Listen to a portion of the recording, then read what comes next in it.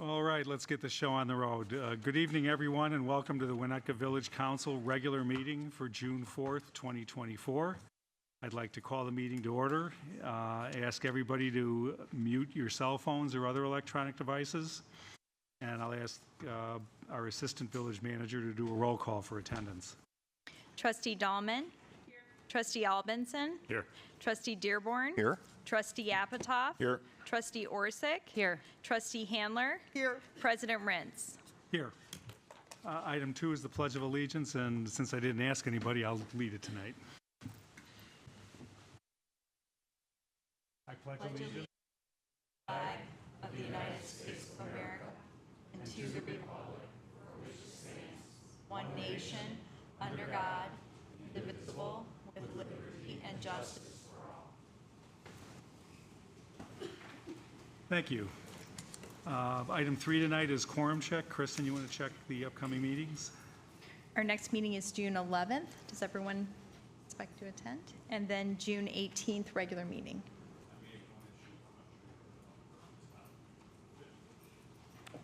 Thank you. Okay, item 4 tonight is public comment. This is the time of the evening when anyone here in the audience can come on up to the podium and share whatever thoughts you have with Village Council on any items that are not on the agenda. So if you're here for the Chase Bank matter, you have to wait till later. But if you have anything else you want to share with us, I'll go through the list here. Katie Stevens. Myself as number 2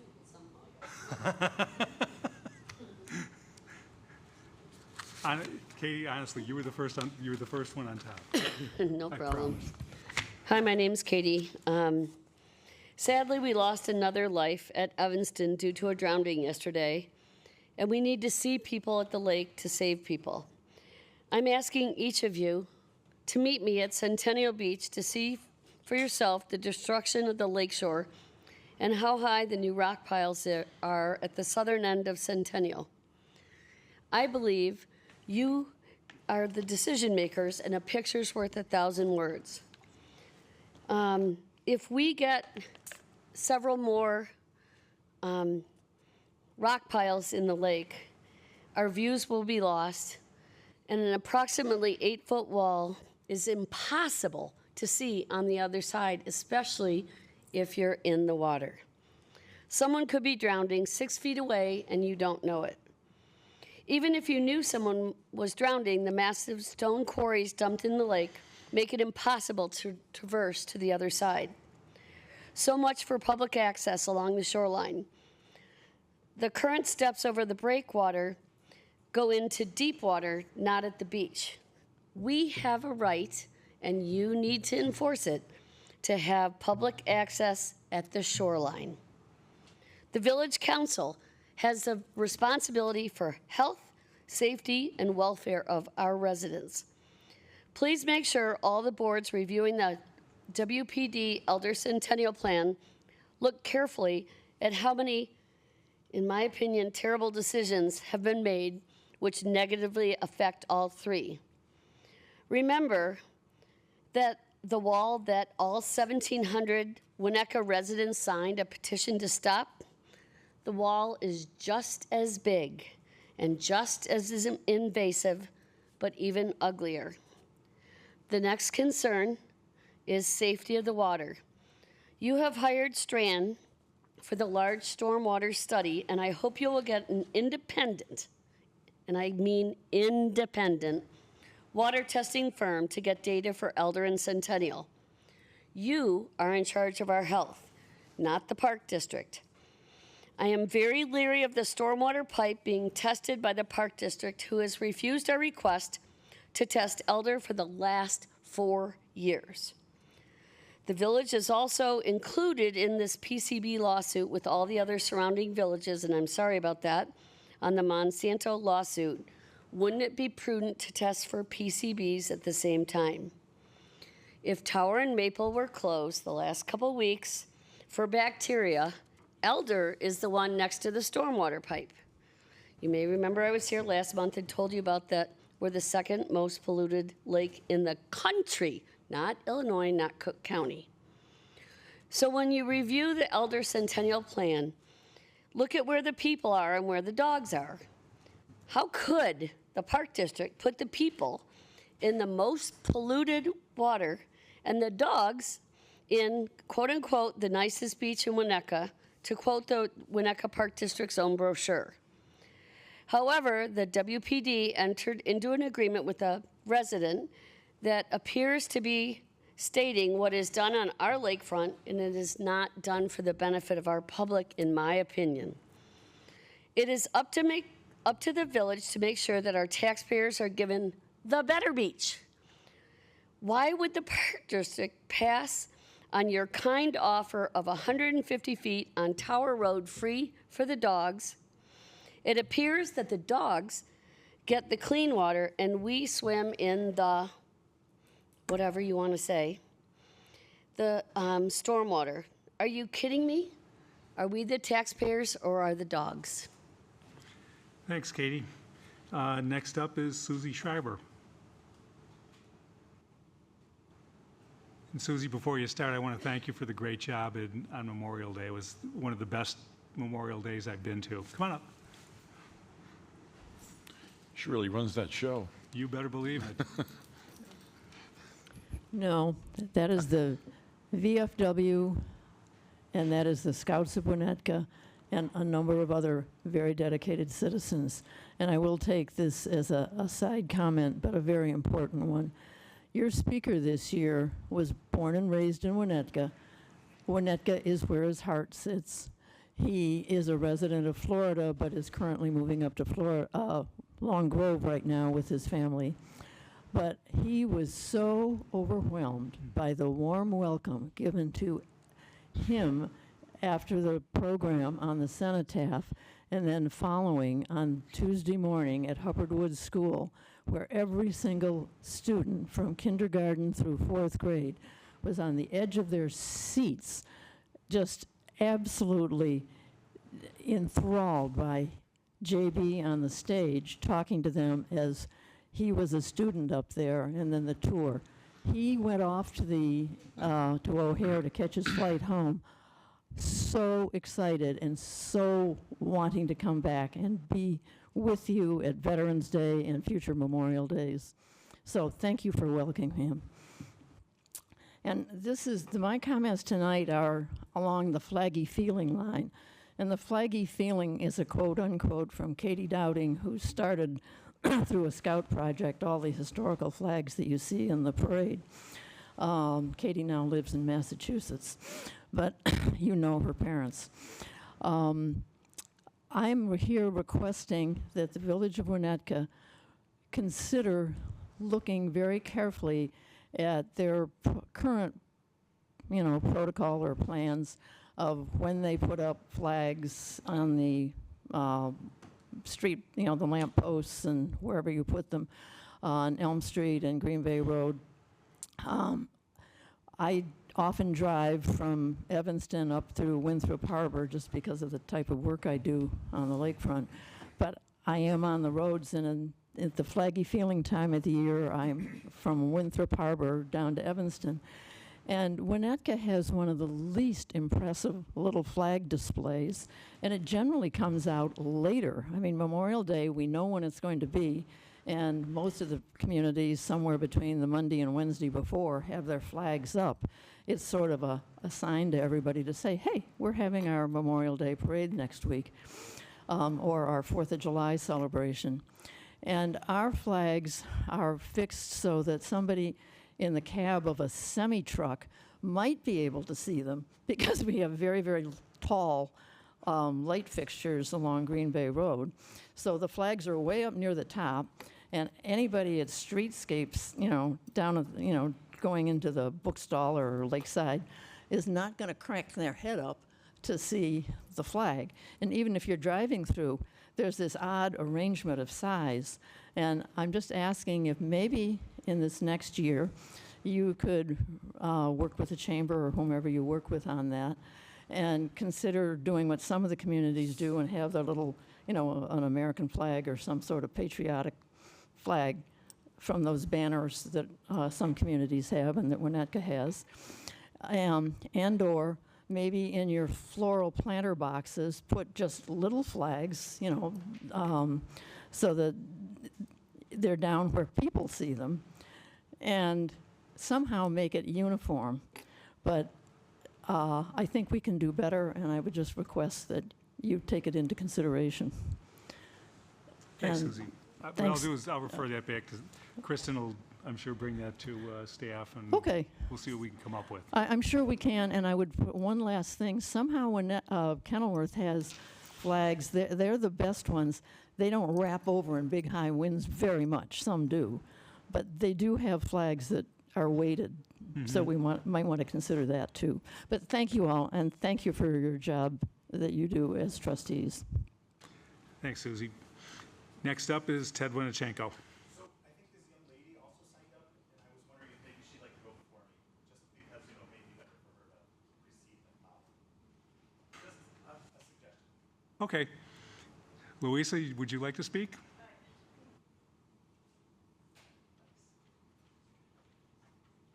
Welcome back. Hi, my name is Luisa Hernandez, and I'm now an 8th grader at Washburn. This is my 3rd time speaking in front of you about gas leaf blowers.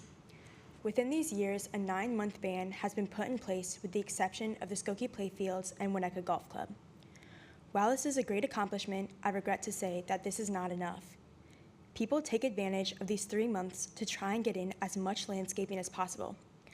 Especially now with the cicadas, I've seen multiple people taking advantage of the loud noise to cover their use of gas leaf blowers, even though they're currently banned.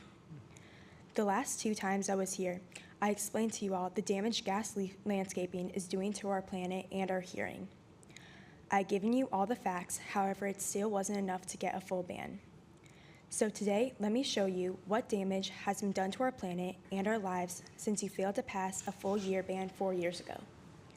Since then, our temperature has increased by about 0.16 degrees Fahrenheit and will continue to increase at a rate of 0.04 degrees per year.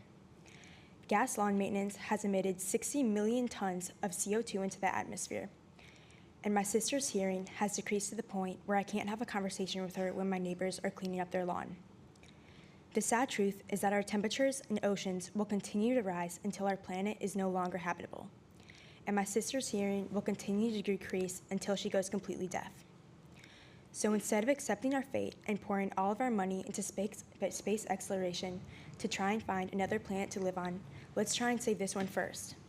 For in 50 years, we'll wish we still had leaves on our lawn. I know people where we live think we're immune to climate change. I know I think so too. However, we are not. I recognize that electric leaf blowers are expensive and not as convenient to use. However, if we don't start making these sacrifices now, climate change will just keep getting worse.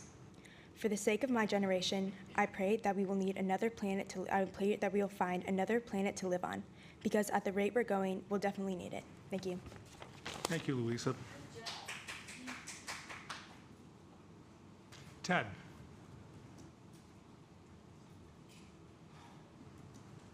The good news is we did write several tickets last week for violators, so the police are out enforcing the laws now that the 3 months of okay has passed. So we're doing the best we can with what we have today. She's so much more pleasant than I have been over 10 years talking about that stuff. In any case, hi, Ted Winnichenko. There's an old saying, right? The fish stinks from the head down. So I wanted to.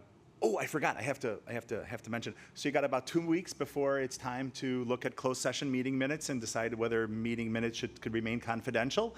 And so it would be nice to see that those meeting minutes from a couple years ago, where you guys sold away a sidewalk for essentially no gain to the village, if those meetings would be made available. Because honestly, there's no reason for them to remain confidential unless there's something that you guys are worried about. But I had a revelation this last week. I understand how our neighbor in 205 Sheridan is going to privatize this beach. It crystallized in my head the other day. So as you may recall, that neighbor has publicly stated several times that the public beach must end somewhere, that his beach should be private. And over the last few years, things have happened. You guys put in this ordinance about park being transferred, fence not being able to put up. But It's genius what he has done, or what they have done. So if the park district goes through with their plan, and if the village approves the fence that they want, which is scheduled to be on top of the cap of the steel groin at the south of Centennial, it will make the stairs that will lead to his beach inaccessible. If you look at the survey plats of that area, the steel groin has over the years shifted south, because there's a lake. And so the sand to the south of that steel groin, a little bit of is park district, but most of it between the steel groin and the rock, and the breakwater is actually 205 Sheridan. And as we all know, above the ordinary high water mark, or the still water line, whichever one you use, is private property.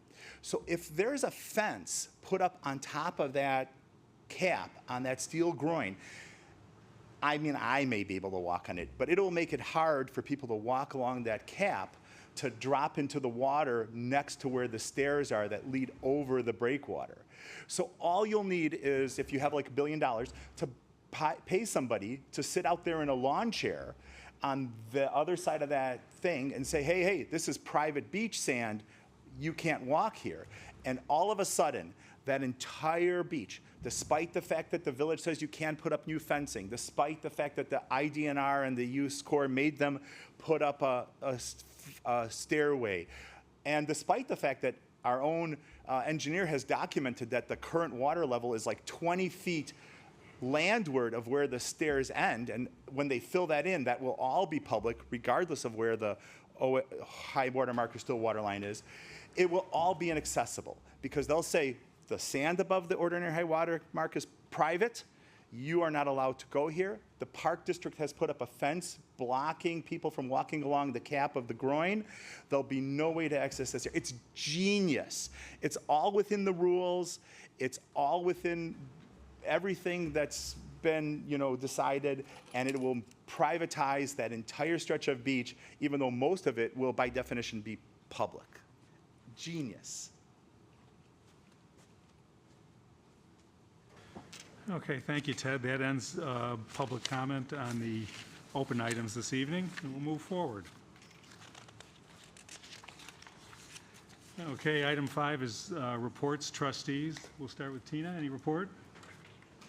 No, I think the report from the last chamber breakfast was included in the agenda packet, so I think everybody got the report, so no report. Gotcha. Long Bert? way of No saying. report. No report. Kim?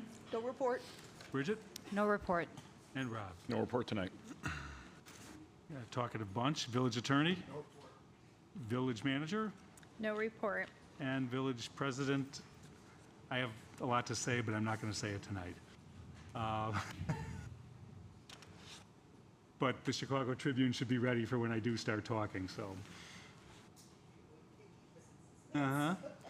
Okay, establishment of the consent agenda. Does any trustee wish to remove any items on the consent agenda for a separate vote?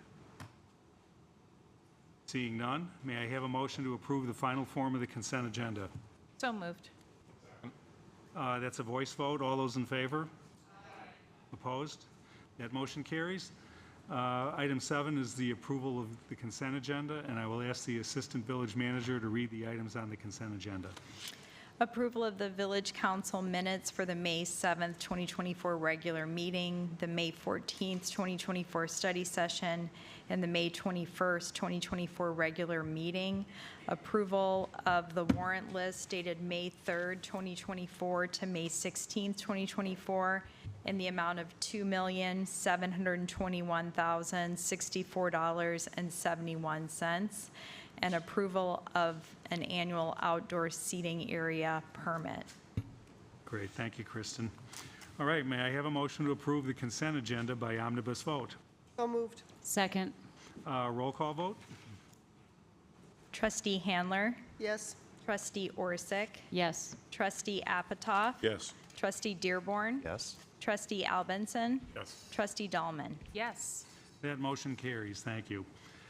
All right, moving along, ordinances and resolutions. Ordinance number M07, 2024, granting a special use permit for the operation of a financial counseling office within the C2 Commercial Overlay District of the village, 565 Lincoln Avenue, and this is up for introduction. Council will consider a request for a special use permit from the applicant, J.P. Morgan Chase Bank, to use the prospective property temporarily as a financial counseling office while its main office is being redeveloped. And our Community Development Director, David Schoen, will walk us through it. Just quickly review the request for you. The subject space is located on the east side of Lincoln, north of Elm Street. It's approximately 1,500 square feet. The space was formerly housed by a Compass real estate office. The images here on the screen show the nearby businesses to the space. The applicant has indicated the existing storefront and exterior will remain the same. They do plan to make improvements on the interior, including a reception area, some meeting spaces, and workspaces. They have indicated the establishment will contain standard business hours, generally between 8 and 5.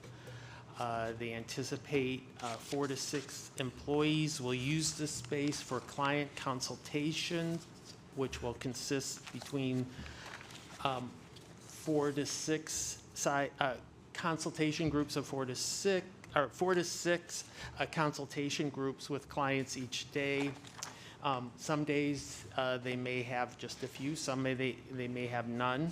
On an infrequent basis, they may have small gatherings with their clients of 10 to 15 individuals. And the applicant, if you'd like, can elaborate more on how they plan to use this space, but it's for financial counseling services. There is private off-street parking located behind this building, which is accessible by a driveway located along the north side of the property. There are a couple of spaces dedicated to them and others that could be used. As with any business within our business district, employees or their employees may purchase parking permits that can be used in the village parking lots in East Elm. That's the lot located south of the community house, or the lot immediately west of the Hadley Institute. So employees can park in those lots with permits from the village. So on January 24th, the PC Plan Commission recommended approval by a vote of 7-0, subject to a couple of conditions. One, they had concerns regarding the build-out being more attractive to future office uses rather than retail uses, which this space is located in the overlay district. And so one of their conditions they recommended and is in the ordinance is that the applicant remove some dividing walls that are located west of the restroom. The restroom is an existing fixture in the space, and so west of there to remove those.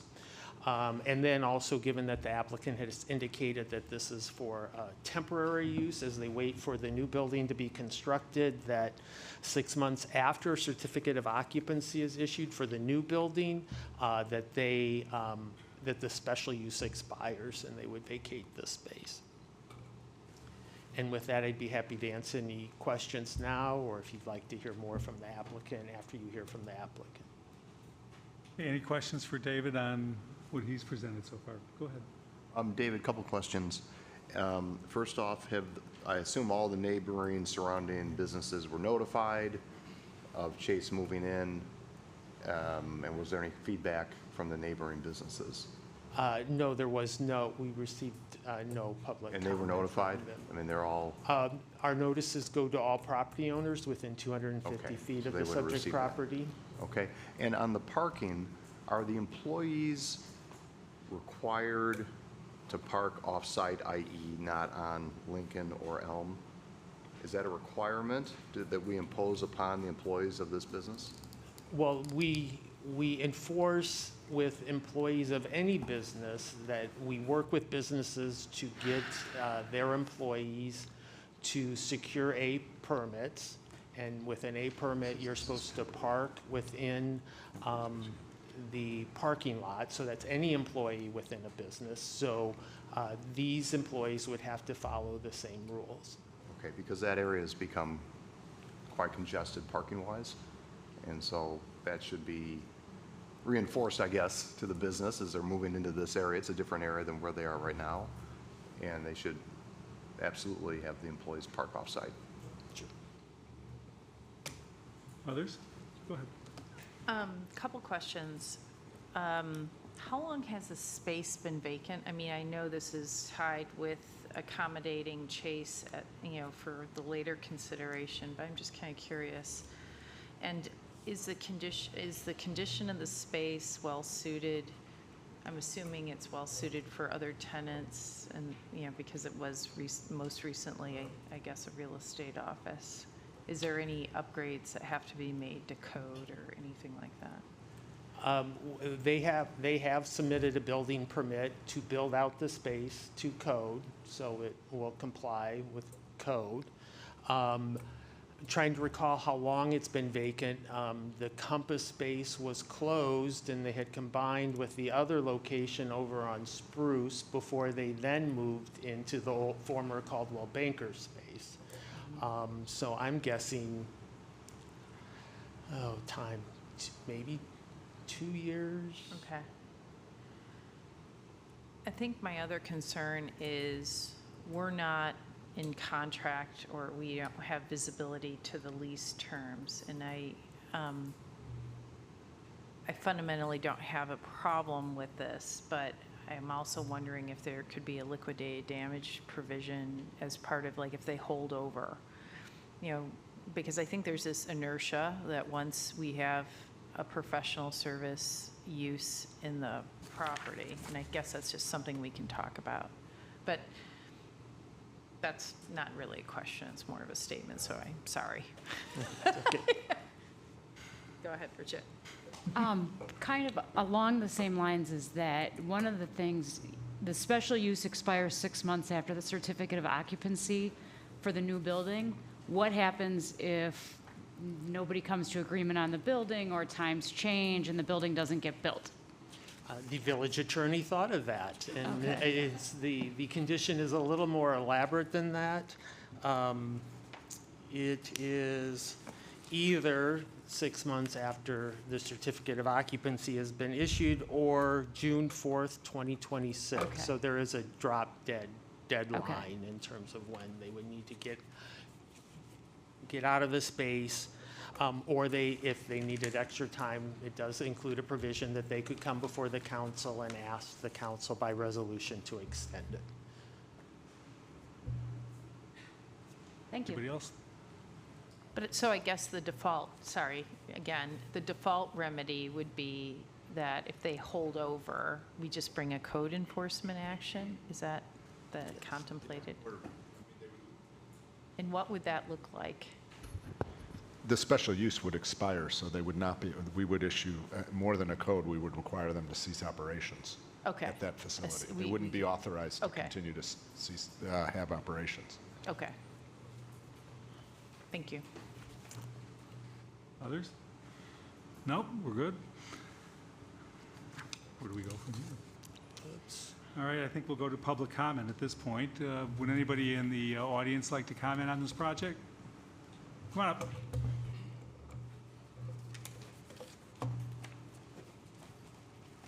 Good evening, Mr. President, trustees. My name is Carl Kimalucci. I'm a partner at the Taft Law Firm here on behalf of JP Morgan Chase. And I just wanted to add to some of the things that Mr. Schoen said and answer some of the questions and comments that some of you brought up.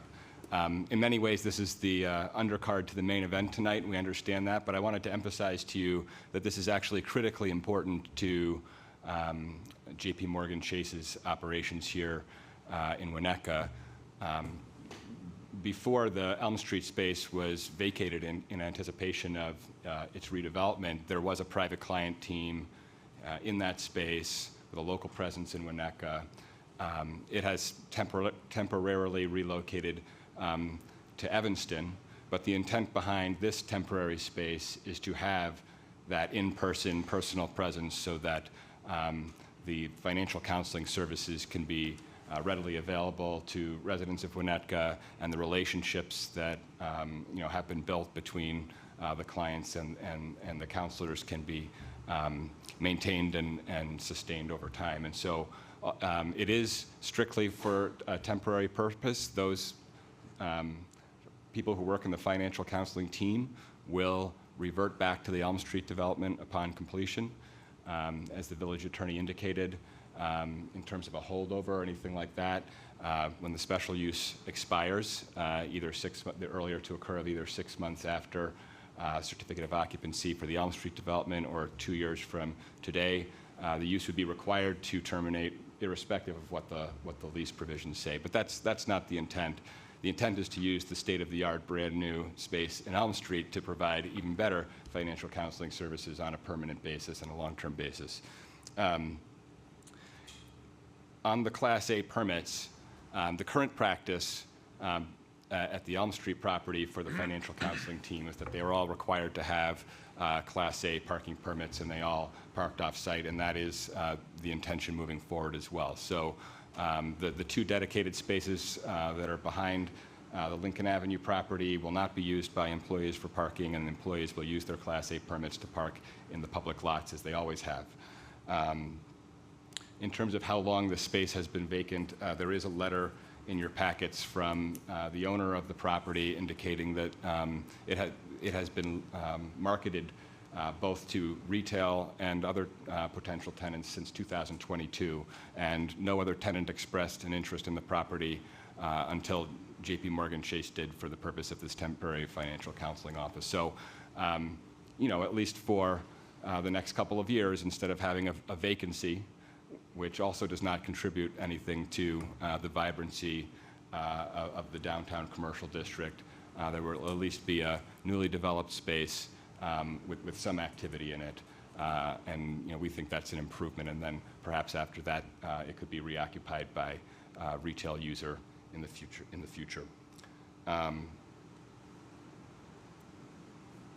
I also wanted to mention there's a letter in your packet requesting that you please waive introduction and approve this special use permit tonight, and I wanted to touch upon a couple of the reasons for that. As you heard from Mr. Schoen's presentation and from the materials in your packet, this originally came to the Plan Commission in January, and the original schedule contemplated by Chase was that they'd be able to begin work in April and actually begin occupying the Lincoln Avenue space in July. Obviously, that whole schedule has been pushed back, but it's, as I mentioned at the top, it's very critical to have a space where the financial counseling team can meet in person with their clients here in Winnetka, and so there's a business imperative to try to get that space up and running as quickly as possible. And so for that reason, J.P. Morgan Chase would really appreciate having the full approval tonight, so they've already got their building permit application submitted. They can get to work on building out the space and opening as soon as possible. So with that, I'm happy to answer any other questions you may have, but I wanted to try to address some of the comments that you had brought up. Go ahead. I just want to clarify, are you representing Chase or are you representing Hoffman? J.P. Morgan Chase. Okay, all right, so, because I see Hal here too. Hi, Hal. I'm just curious, because Chase has the whole building in Wilmette.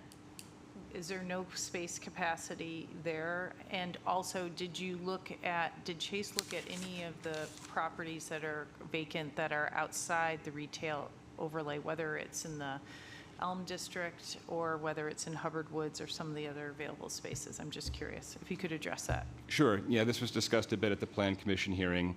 In general, they were looking for a space that was relatively close to the existing Elm Street location, and a space that was, accessible to clients, accessible to the Metro in case there are employees who want to, commute here by Metro. And so that space, given that it was available, also they didn't need a very large space, and this happens to be a very small space. It just seemed to be a good fit for their needs. They looked at some other spaces that were either larger or not as close to the existing location, and this was the best spot for a temporary space. I have a question. Sure. Why, at this point in this stage of the project, is 14 days so critical that you're asking us to waive introduction tonight? That's really something that we don't do very often, and we only do it in cases where there's a clearly demonstrated need and frequently a relationship with the village, like another taxing body. So what would be why can't you wait an extra 2 weeks to get your final approval? Yes, so we recognize that it's not something that the council does regularly, and we appreciate the consideration.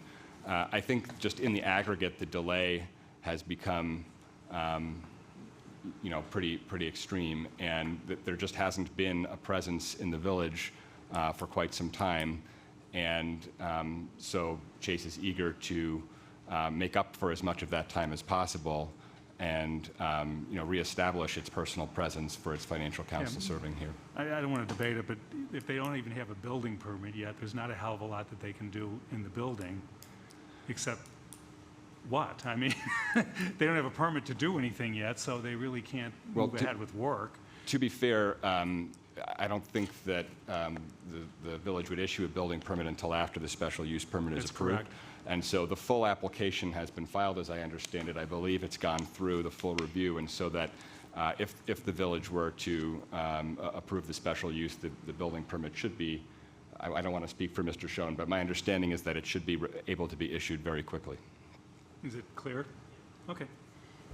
Just something to think about, guys. I'll be asking the question at some point this evening. Along those lines, Chris, you mentioned this was the undercard, which is kind of, it seems to me this is kind of reversing the process, because this whole approval, and certainly the adoption, if we do that, presupposes that the main card is approved in 2 weeks.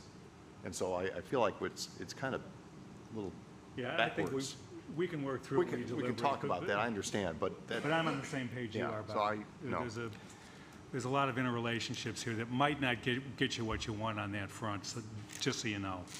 Understood. And, that's one of the reasons why this hasn't been considered until this evening, because it was traveling on a parallel track with the Elm Street development, which is understandable.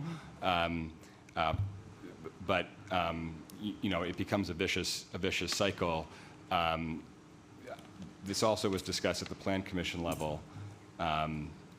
If for some reason the Village Council decides not to approve the Elm Street development, Chase said on the record during the Plan Commission meeting that they would not be using the Lincoln Avenue space. They would have no need for it in that event.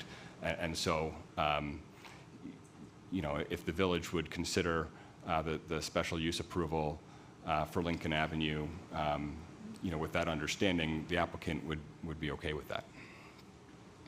Hard to do understanding when you're dealing with ordinances. I mean, it's all pretty clear cut, and even though we're doing it this evening, I've already heard a couple trustees echo concerns. We'll talk about it, but you can kind of see where the thought process is up here. So, thank you. Thank you. Would anybody else like to speak on this evening? Seeing none, I'll just. I'm sorry. Just to that point. Christopher McKenna from J.P. Morgan Chase on the special use. The issue that we're asking for the permission tonight, we're willing to expend the resources, financial commitment to that temporary location if we do not get the bigger project approved. We are willing to forego that investment. The time frame for work to get done in that space, in every space we operate, is longer and longer and longer. So it's really to jump in front of the lead time, to mention that our own schedule is delayed. We are not servicing the market the way we'd like to. So all we're asking for is sort of that jump start. We will not occupy if we do not get the bigger project approved, and we pull a permit for that. So this is really so that we can execute all the contracts necessary to start that work. That's all we ask at this point. No, we understand that, but there is this weird understand. middle ground that we somehow have to reconcile up here and Yes. make him comfortable too.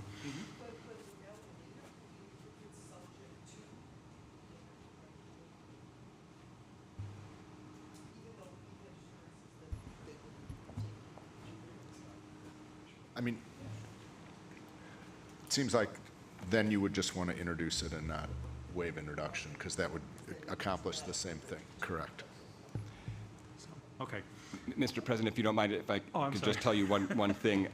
The JP Morgan Chase would be amenable to a condition of the approval that states that if the Elm Street development is not approved, then the special use permit for the Lincoln Avenue space would expire, and that would be at their own risk. So if they build out the Lincoln Avenue space, for some reason the council does not approve Elm Street, special use for Lincoln expires or terminates, and they would not be permitted to use it as a financial counseling office. If that affords you a level of protection that makes the council more comfortable, that's something that we'd be willing to accept. Okay, we'll see what happens.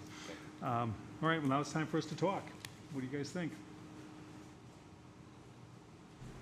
I think it's a good use of space. I mean, the fact that it is even though it's a deep space, but it's a very narrow storefront surrounded by very established popular businesses, I don't think it will disrupt the rhythm of the block. Certainly, obviously, it's an empty space, so I think it's fine and it helps continuing to serve the clients that are already established in the community. So I'd be okay with it, subject to what we've talked about in terms of the interrelationship with the bigger project. Jump in, others? Yeah, I concur in that. Is it my first choice? No. But I think they're a longtime partner in this village, and I think that means something. And so I have no real issue with proceeding. You know, I feel we should accommodate this.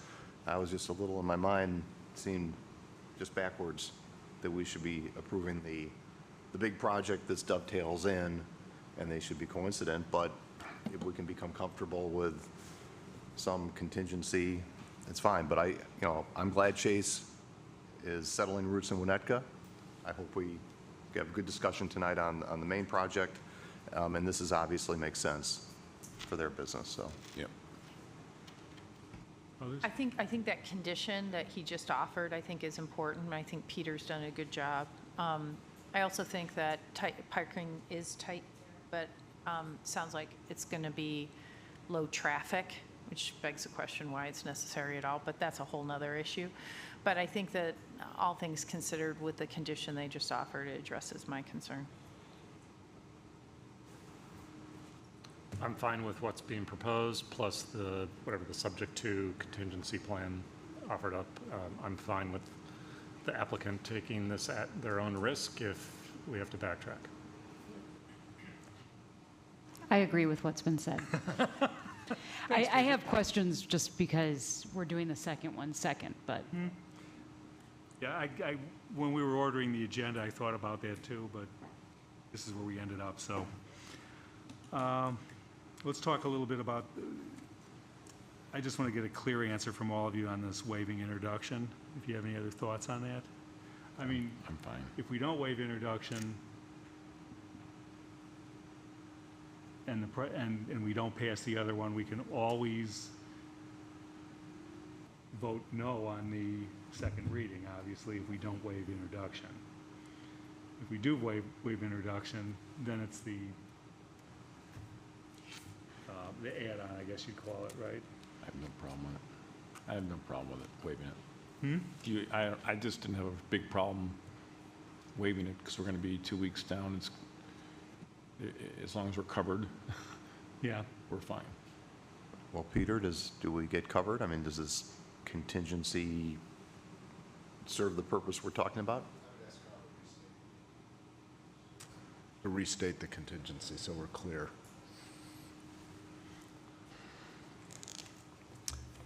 So I think what we proposed was a condition, in addition to the two that are in the ordinance currently, to the effect that if the Elm Street development is not approved by the council, that the special use permit for Lincoln Avenue's temporary space would terminate, and therefore JP Morgan Chase would not have the legal authority to operate a financial counseling office in that space, and that JP Morgan Chase is willing to assume the risk of expending funds to build out that space in the interim. Okay. So basically, if ordinance M07 2024, no, that's not right either. Ordinance number M08 2024, if that fails, then this ordinance would be revoked. Yeah. okay. And I'm comfortable with that because they're proceeding with their own risk, I think. Gotcha. That's it. Uh-oh.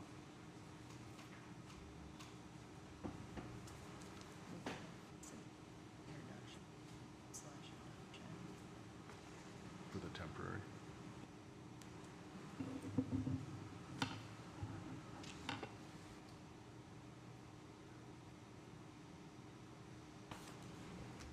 Okay, well, let's see if we. That's okay. Let's see if we can move this forward now. May I have a motion to approve ordinance number? Oh wait, I'm sorry. Now I don't have my script, so I'm lost. I'd like a motion to waive introduction of ordinance number M07 2024. So moved. Second. Is that a voice vote? Unanimous voice vote you need. Voice vote, all those in favor? Aye. Opposed? Okay, that motion passes. Now we can move on to adoption. This is ordinance number M07 2024. Would somebody like to make a motion adopting that, including the additional?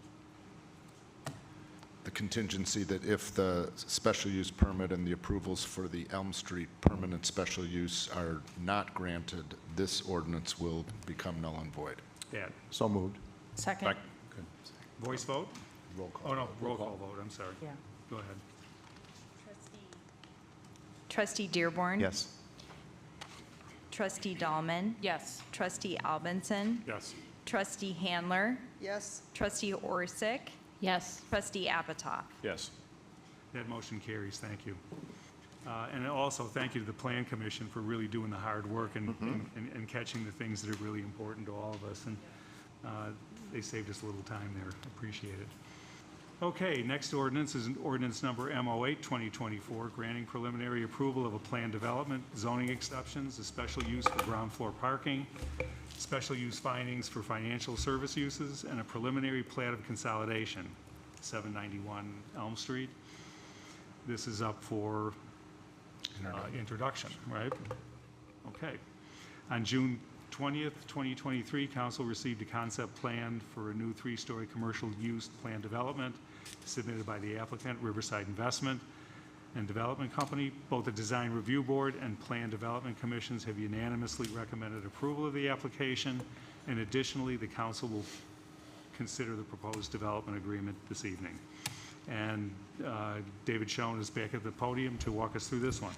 Thank you, President Rintz. So this evening, I'd like to briefly review the overall project along with the planned development process, so everyone is reminded of that. The council's comments during your concept plan review, as well as the recommendations from the 2 advisory bodies, and then just briefly the zoning relief in addition to the planned development request. I believe we're all familiar with the subject property located on the northwest corner of Green Bay Road and Elm Street, so I won't go into detail about the property itself. About the planned development process, as you recall, it consists of 3 major public review steps. Currently, we're at the preliminary plan review step. The previous step, when the council was involved, was the concept plan review stage. The project before you this evening is generally consistent with what you reviewed previously in terms of the site layout and floor plans. However, the design of the building facade, as you will see, has changed in response to council members' comments.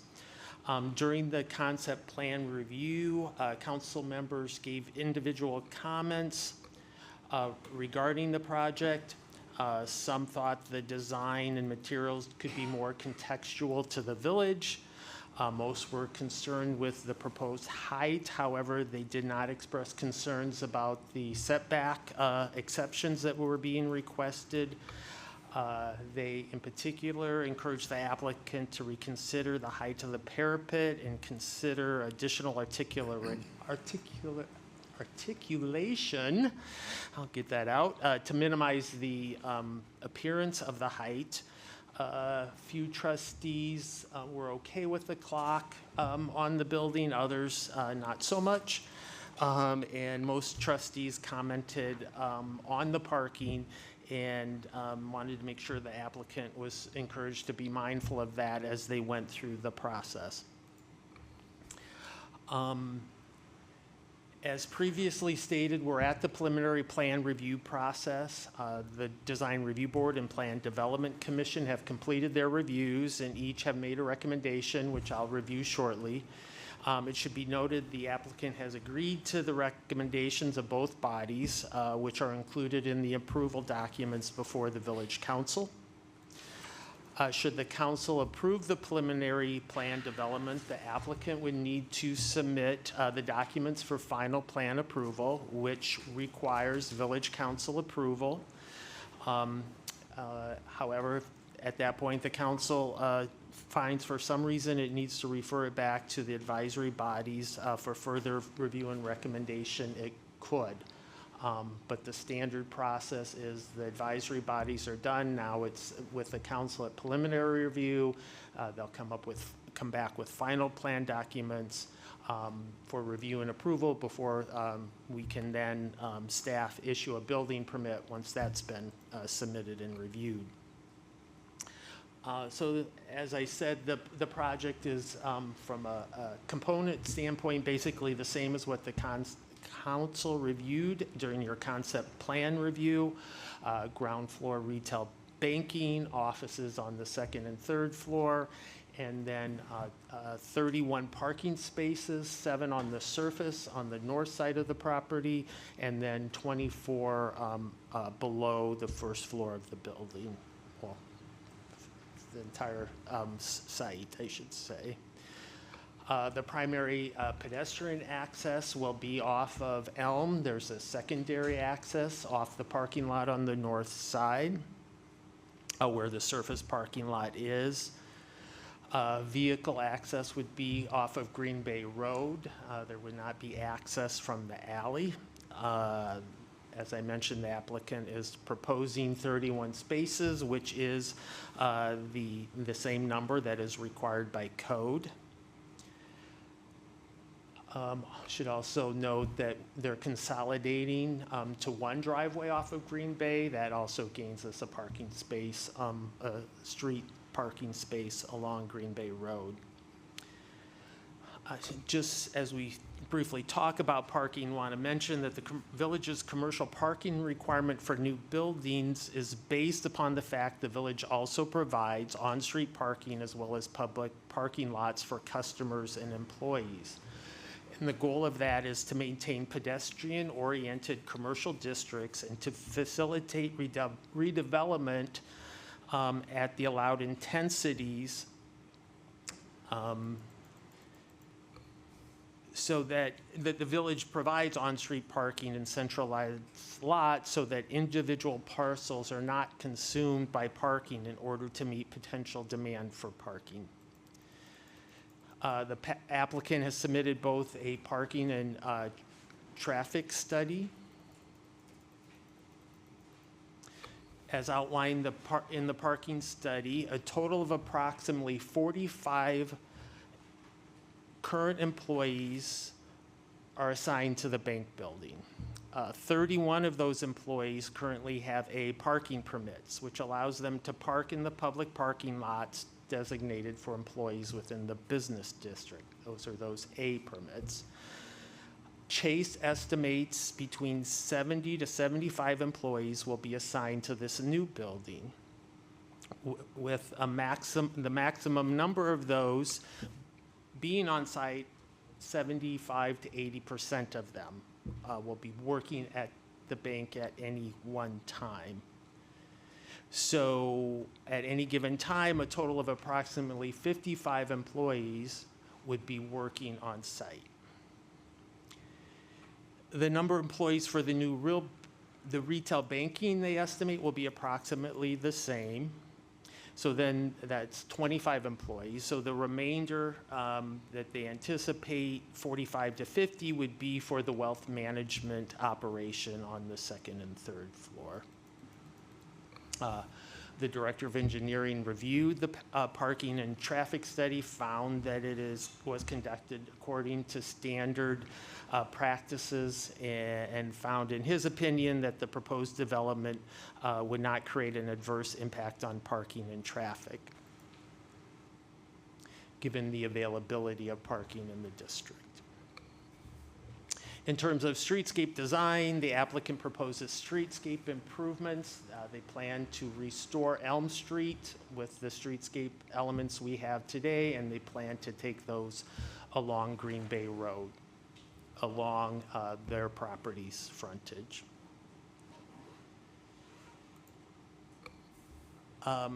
Regarding utilities, there is an existing utility pole at the northwest corner of the site in that blue rectangular area.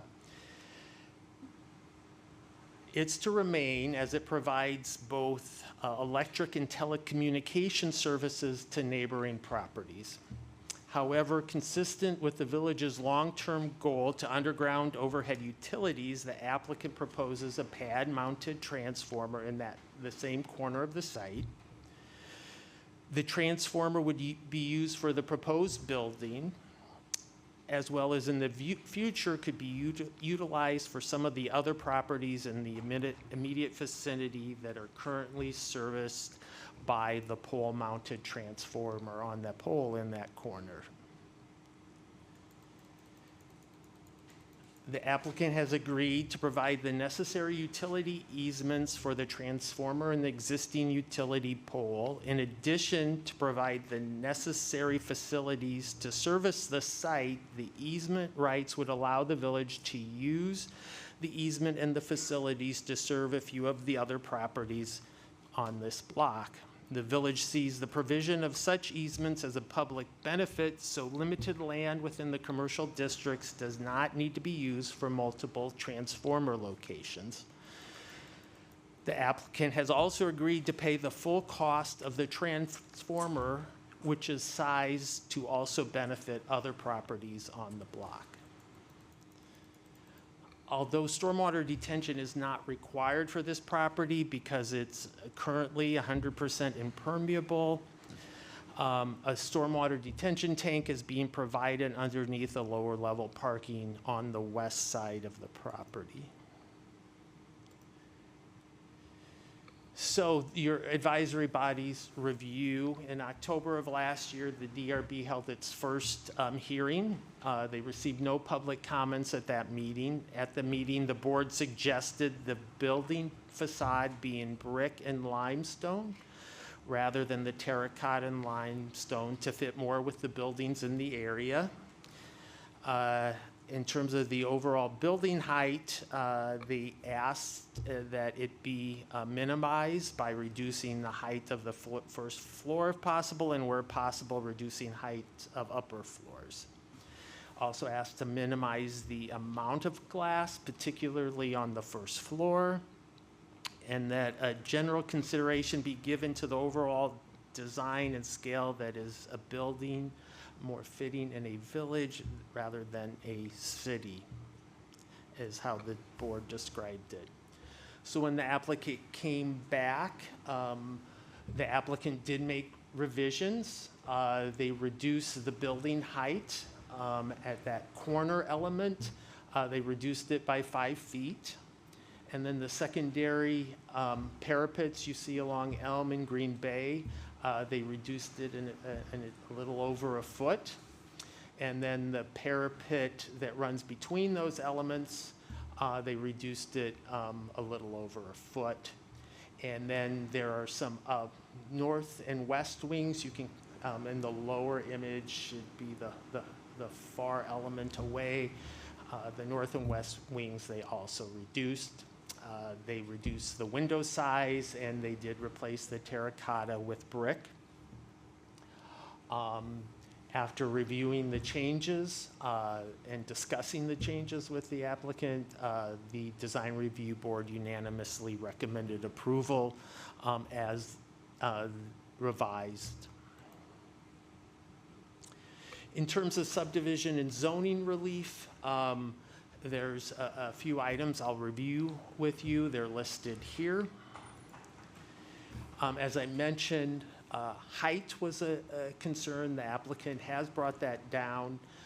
It still requires a exception, as the maximum height is 45 feet in this district, or 4 stories. As you can see here, it is a 3-story building, but there are elements that are above the 45 feet. Also in the C2 district, there's the goal is to have the building along the front property line or no farther back than 3 feet because of a design element on the corner, in the southeast corner there, that requires a variation. The code also says that for a side yard, which in this instance is the alley, by definition, a setback must be, there must be no setback, or at least 3 feet. Given the unique configuration of this lot line, that makes it a challenge and difficult. So there is an area where the setback is greater than 0 but less than 3, thus technically requiring a variation. The district also requires a 10-foot rear yard setback. In this instance, by definition, it's actually what you and I would probably think of a side yard. That's the building along the north, that lot line. The applicant is proposing building the underground parking up to a foot, almost 2 feet to the property line. Therefore, a rear yard variation is required, as well as there's some requirement for rear yard landscaping, given they're asking for the rear yard variation. That's not practical either. And then the other thing to note, in the commercial district, in order to have parking on the ground level, you need special use approval. This parking thus then requires special use approval. Also, in the commercial overlay district, which the portion of the property along Elm Street is located within, a banking facility requires special use approval. So the Plan Commission considered the application at its January meeting. Received one comment from the public asking that if they were going to put in a EV charging station, that it be a faster EV charging station, as well as stated concerns about how other customers of other businesses in the area use this parking lot, had concerns about the impact of the changes in the development on parking due to how non-bank customers try to use the parking lot today. The commission was generally supportive of the applicant's request. Their discussion focused a lot of discussion on how the parking was going to be used, where the employees were going to park, customers were going to park, as well as the placement of EV charging stations. The EV charging station was originally proposed on the surface, concern about that being occupied for extended period of times, rather than being used as a turnover parking space for customers of the bank. The applicant came back with some changes, which I'll talk about in a minute. Given that the code requires the commission to consider the application at 2 separate meetings, they continued the application to their next meeting, which was in February. At that point, the applicant had revised their plans by moving the EV charging station from the surface to the underground parking area,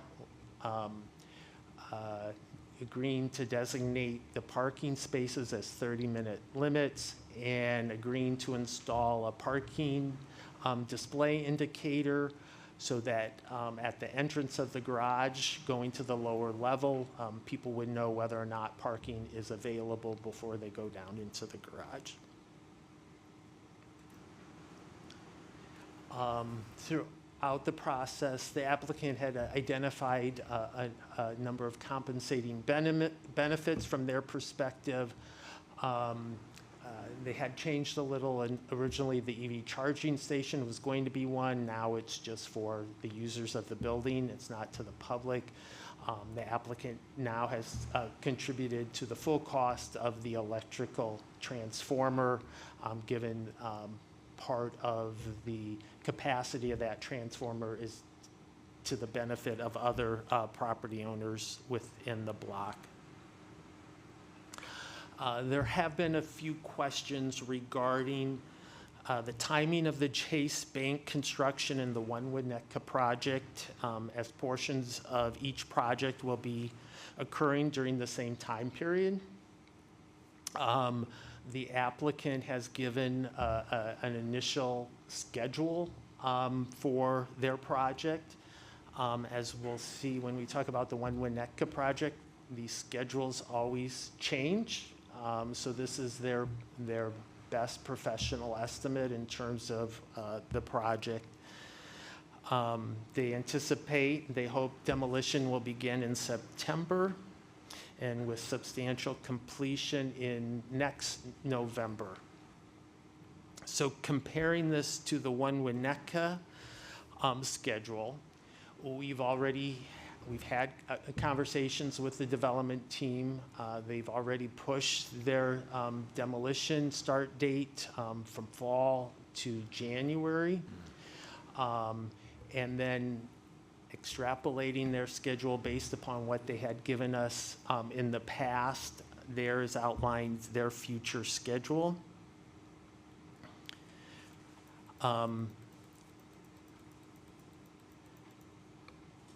So what this is showing is it would appear the One Winnetka foundation work should begin after Chase is scheduled to complete their superstructure, which means most of the most impactful construction activity, the demolition and foundation work, should not occur at the same time.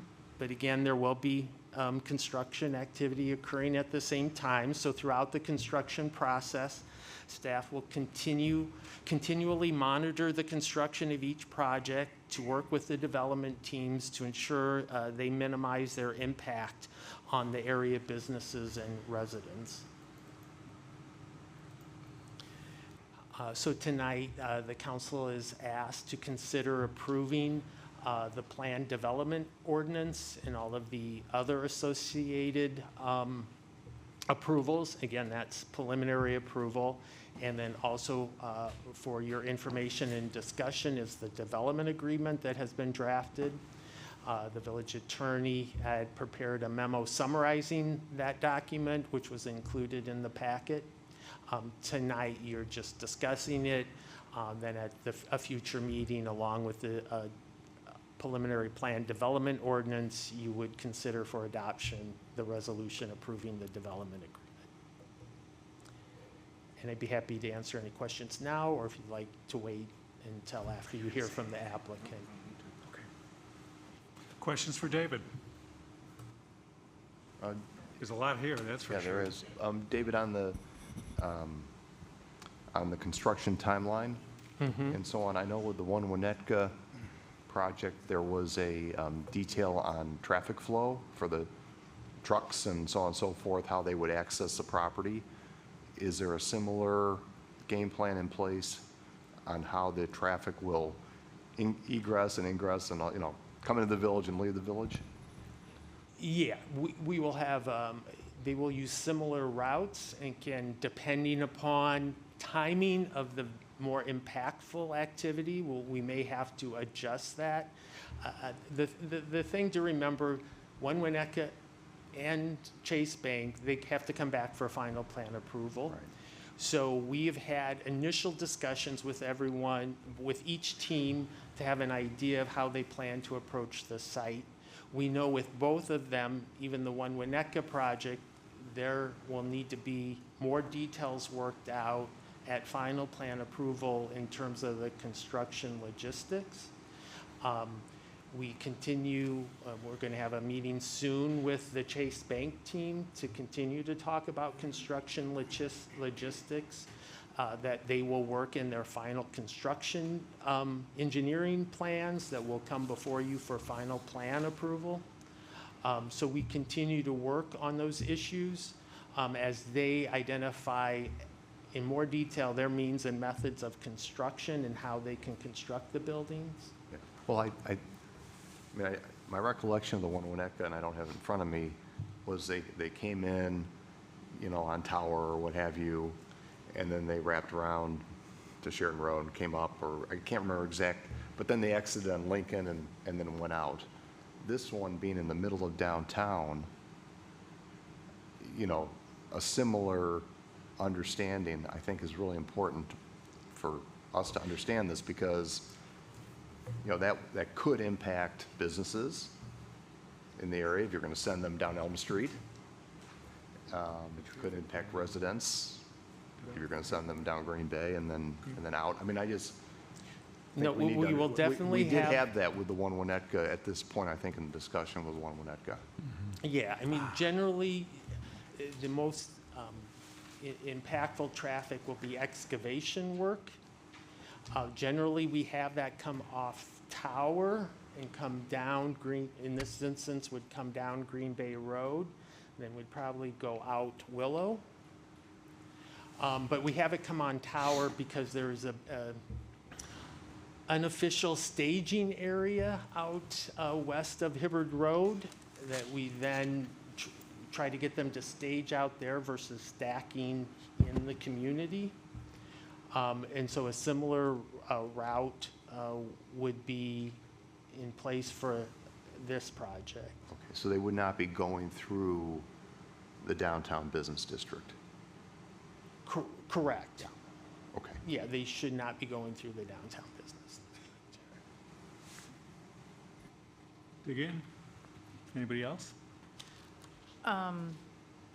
So, Questions? yeah, sorry.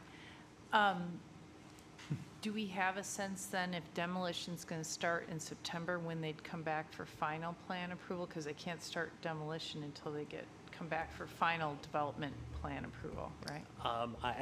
I will let them elaborate, but they have they have an ambitious schedule. Yeah. My understanding is they've been working on everything. What they've shared with us is they've been working on everything to get ready to move. I will let them elaborate on that. Okay. Others, jump in. Yeah, just one question on height. I know they brought it down, I don't know if you could put that up. They brought it down 3 feet, or you said 5 feet. I'm just trying to figure out where they got that from. Did they reduce floor height, or, I'm just looking at the optics. I'm obviously thrilled they're going to do this, but I'm just trying to make sure it just isn't looming. I'm just trying to figure out what looks optically different to me. Yeah, so the 3 feet was at the corner parapet at Elm and Green Bay. So it's this design element. And then they lost about a foot along here. We can't see that, Dave. Oh, I'm sorry. There we go. There we go. Thank Say you. again? This is the corner parapet where Right. they lost 3 feet. Then they lost a little over a foot along here. And then they lost a little over a foot on the secondary parapet. And then they lost a foot here. Are they losing actual floor height, or are they losing just structure, like outside design structure? I don't remember the architect And- can elaborate on how Okay. they achieve that. And the current height, just remind me again, the current height of the building? I'm just trying to understand visually where we're going on this. Do you have the current height of the building? A few different heights. The bulk of the parapet is at 44 Come on up. Good evening, thank you. Scott Hurst, design principal at Gensler. I guess it's my job to ensure that we get out of the temporary space as soon as possible. The bulk of the parapet is at 44 feet. It's the corner elements and the cornices of those corner elements and entry elements that actually extend above the required height limit as to express those elements and provide some visual interest along the street. To answer your question about where the height came from, it came from a combination of reducing some of the ornamental elements at the cornices and at the top of the building, as well as a reduction of floor-to-floor height, as well as some refinements to our structural system. So all three of those working in tandem to squeeze the building down as much as possible while still maintaining the necessary heights within the space. So you did reduce some floor height, first or second floor? Some came out, all three. Some really? came out of Okay. the first floor. It was a matter of inches that came out of the second and third floor. And again, as well as just refinement to the actual structural system itself. And you don't have the, I know you're looking for the existing height. I'm just trying to, I'm looking optically what makes it more looming or not, where we were before, or where we currently are and what we're going to be at.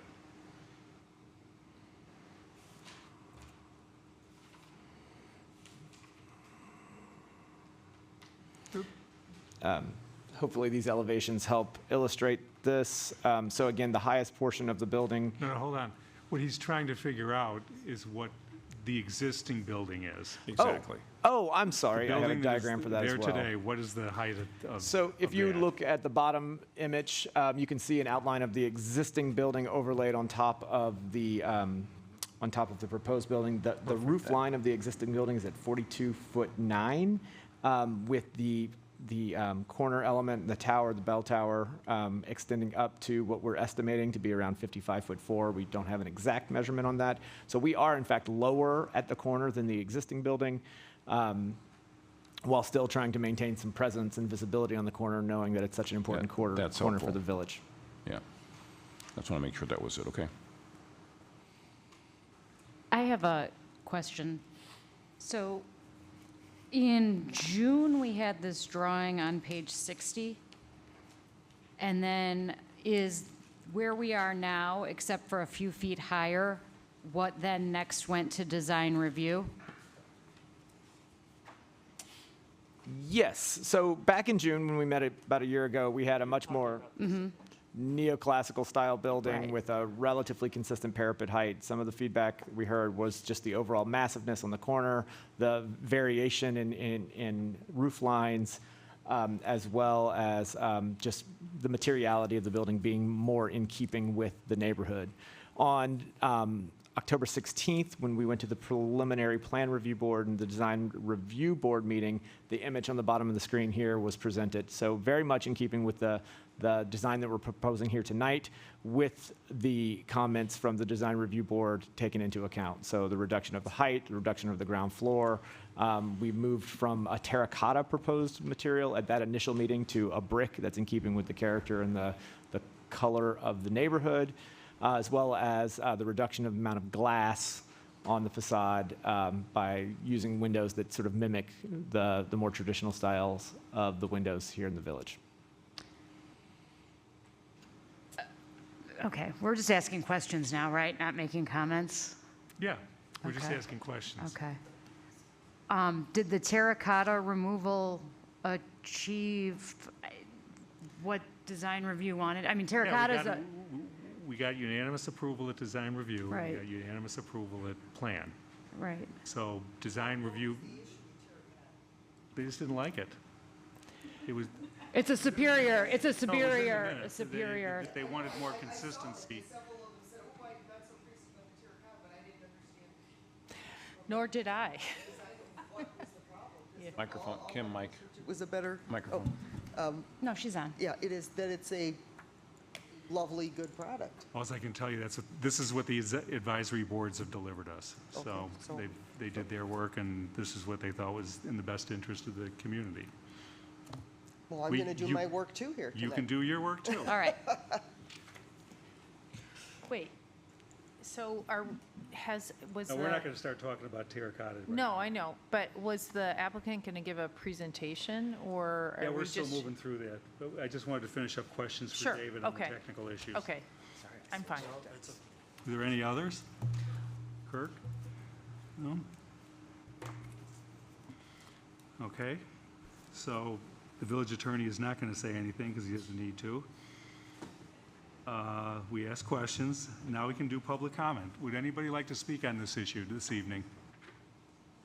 Come on up, Teresa.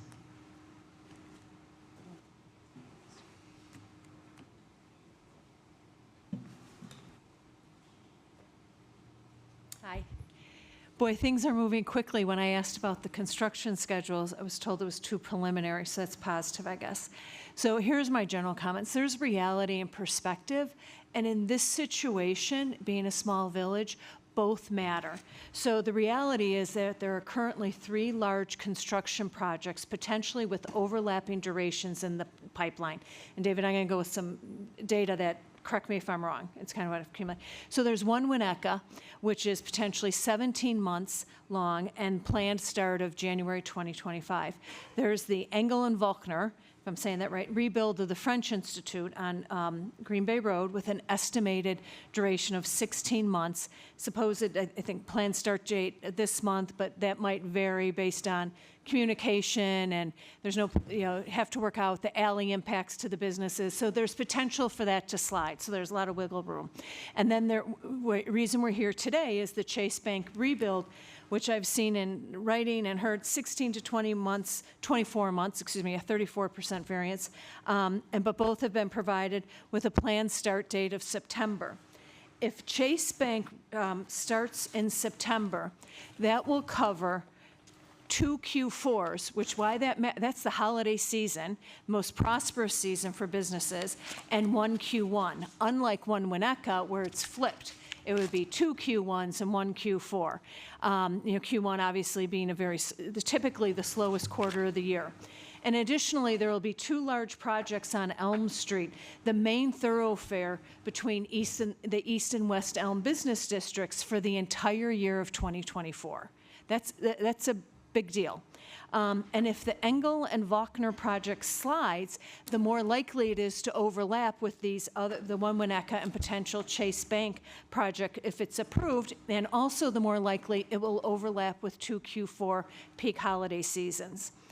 Having barely survived the Chestnut Streetscape project, there were a lot of hard lessons. It was very educational for me, and one of them was that customers were not going to drive anywhere near the construction. And I know that was street versus building, but you're not driving a luxury car to get a flat tire. And so even though we mapped out in the emails how to get to the parking lot, get around it, they would just call it was just a no-go. And so if there are simultaneously the construction projects on Elm and Green Bay Road, that's a huge deterrent to consumers. And the perspective on that isn't the people in this room, not to be rude, but it's the customers. What are they willing to do to get to your business? I watched back when the video, I watch you guys a lot, of the village council meeting the first time the Chase Bank folks were here. And while these weren't the exact words, and I don't agree with this position, but the rationale for the building height exception was that the intersection of Elm and Green Bay Road was the entry point to the city center. It needed to be prominent, et cetera. And so I went to the intersection of Elm and Green Bay Road recently, not in the middle of the street, I didn't want to get killed, but on each of the corners, and looked around of what it would look like to have 3 consecutive large construction projects, and it's ugly. I mean, you wouldn't be able to turn and not see it, except if you only looked south. And so I have serious concerns that it'll look like one big close sign around the East and West Elm business districts, that it's just too much at one time. Perspective matters. In terms of transportation, because there's a reference to the 2040 plan, most customers drive to Winnetka business districts. They're not taking public transportation. In terms of parking, the Chase parking study doesn't, and it could not have at the time it was done, it's not a criticism, included the spots to be consumed by the recently approved yoga studio, and in their application, the hours of the classes are both morning and afternoon, where the emphasis here was morning.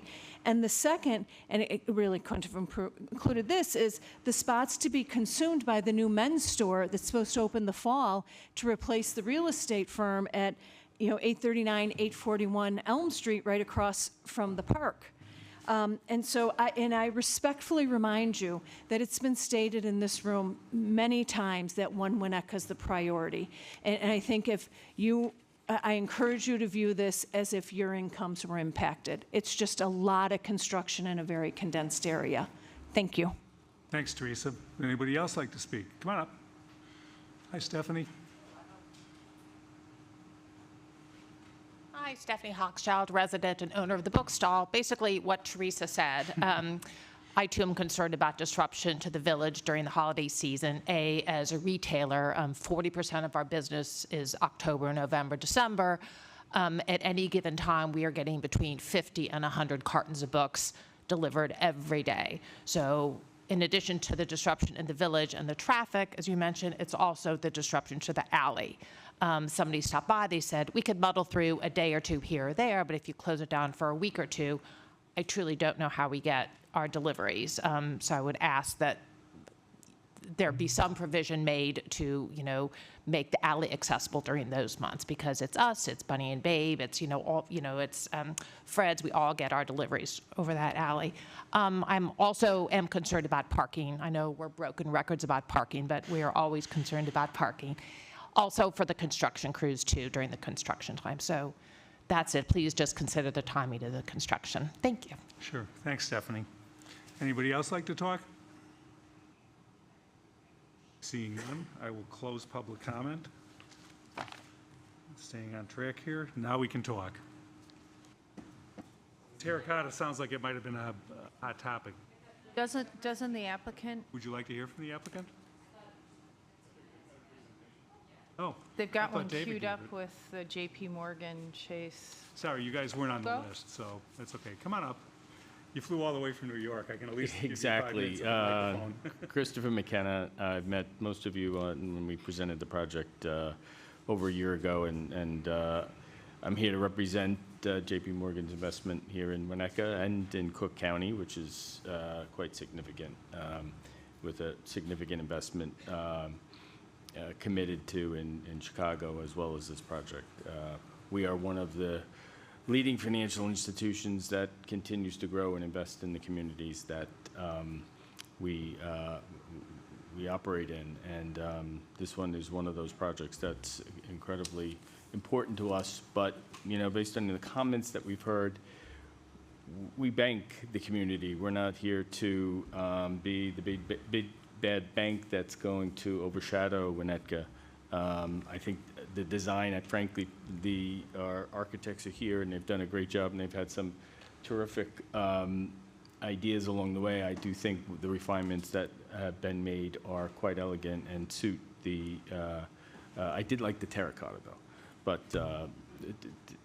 that being said, I will also echo what all of my partners will tell you. The village staff, the Plan Development Commission, and the Design Review Board have been partners through this process, so we appreciate that. We appreciate all of your comments that have been made and any additional that you would make. I do believe, and we don't necessarily, we have measures for it, but it is a great investment in the community, significant capital commitment that creates both jobs for folks, both on the construction side, which we're quite proud of, and from New York to Chicago and all points in between, and it makes a difference to us. We are the leading bank that supports all of the union pension funds across the U.S., including Chicago, so that's a point that we make regularly to our projects. I'm here to answer any questions on behalf of the bank and our investment. We have the design team that has been working carefully with David and the Plan Commission. Again, we thank you for that, and we're here to answer questions and hopefully progress. So I'll turn it over to, I think, you're going to start from Genza? Okay, great. Thank you, Chris. David covered most of the material that we needed to review tonight, but I do have some additional illustrations that might help answer some questions you guys may have. I will do my best to not be redundant and keep this brief. One of the questions that just came up was our plans moving forward about the final plan. It is our hope to submit the final plan by the end of June, with the permitting process taking place through June, July and August. As we mentioned, demolition would hopefully start in September of this year, with construction to wrap up before the end of the year in 2025. We covered some of the key features here. I'm going to kind of skip over this and go into maybe a little bit more detail. Again, these illustrations start to depict the reduction of height, the really emphasis around the windows, and really most importantly, the comparison to the existing building on the site. Again, trying to recognize that it is a very important corner, and we want to make sure that it stays that way moving forward. So the corner here, you can see really in context how it relates to the surrounding buildings. I do think a lot of the conversation around terracotta and around heights was specifically directed around blending in with the surrounding context. So the height of the limestone base, the materiality of the limestone matches the building and that sort of water table line that exists throughout the central business district. And the smaller scale of the brick is what really resonated with the design review board. Again, helping bring down the scale of the building and making it feel a little bit more familiar than introducing a material. Even though terracotta is part of what is allowed in the design guidelines, it still struck them as a bit foreign to this part of the neighborhood. We've gone through all of the different exceptions that we were hoping to achieve. All of them are really by the nature of the just unique geometry of the site. Really nothing beyond that, with the exception of the commercial overlay and the special use, which is inconsistent with the way it's being used today. The basement, or the lower level, which is where all the parking is housed, is the one part of the building that does extend all the way to the northern property line, which is triggering the side yard setback requirement. It is worth reiterating that above grade, the building does set back, as you can see, the lower level going all the way to the northern property line, the upper level maintaining the setback. The upper two floors, again, really just meant to be Class A, high-quality, investment-grade office space to serve the community for years to come. And then on the roof, there is an array of photovoltaic cells meant to supplement the power use of the building. Those have been positioned very strategically to not be visible from the street or from any key vantage point. We have done a series of site studies to ensure that they would not be visible. They sit low and flat to the roof itself. Again, here you can really start to see how some of the revisions over the past few months have really brought the scale of the building down while not diminishing the presence and the emphasis put on the corner. Those entry points, particularly along Elm Street, but the opportunity to have a future entry point along Green Bay, all denoted by those vertical elements that break that roof line, per some of the comments we heard from this group as well as from the design review board. Again, just trying to get the building to feel appropriate in the context. Again, a lot of careful consideration has been given to the articulation around the windows, the variety of texture within the limestone at the base, as well as the tonality of the brick, which we are still in the midst of selecting. We have not identified a final brick color yet, but we are referencing the buildings in the commercial business district to really hone that in. Just jumping to some of the elevations, if you have any questions around height, I'd be happy to answer them. Again, really thinking of maintaining a consistent look around all four sides of this building. as well as being really judicious about the heights and mindful of only popping up above that 45-foot line to create that interest and emphasis in the neighborhood. So another aspect which we actually didn't touch on much today are some of the sustainability goals of the project. We are looking to achieve ILFI zero carbon certification, LEED Gold certification. We mentioned there would be some on-site stormwater management, which includes a retention tank in the basement of our building, as well as low flow plumbing fixtures, which all would reduce the strain on the public systems. It's a very high-performing facade. It's one of the biggest challenges with the building that's there today is it's quite antiquated and it uses a lot of energy. We mentioned the rooftop PV as well as the EV charging station in the garage. This is probably the hottest topic of the evening. The total of 31 parking spaces are being required, which meets the required parking count based on the use and the occupants of the building. That's a 55% increase from the 20 parking spaces that are there today. 26 of them will be reserved for bank customers. 5 of them will be reserved for staff members, while the remaining staff members would be purchasing a parking pass to park elsewhere in the community. So with that, would you like to talk about Hal? Great, thanks. I'm sure you are all as disappointed as I am that the part of the presentation that I was going to speak to, David also already covered. So I would just like to say that should you decide to move forward with introduction, having heard the concerns about construction and sequencing, I just want to note that we're obviously very open to continuing dialogue with the staff and the village attorney to figure out if there's a way to address the concerns we've heard this evening between now and final consideration of the development agreement and the ordinance. We'd be happy to continue that dialogue to figure out if there's a way to address these concerns.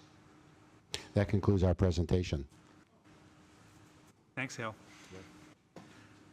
Now can we talk? Brett is dead. Okay. The two concerns I have, one of them is similar to what it was at the beginning, which is not necessarily the height, but the massing at that corner of Elm and Green Bay. And I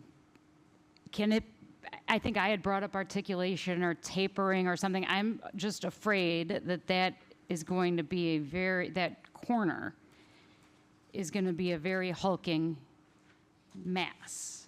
Can you put up the picture from October 16th, the one that you guys initially brought?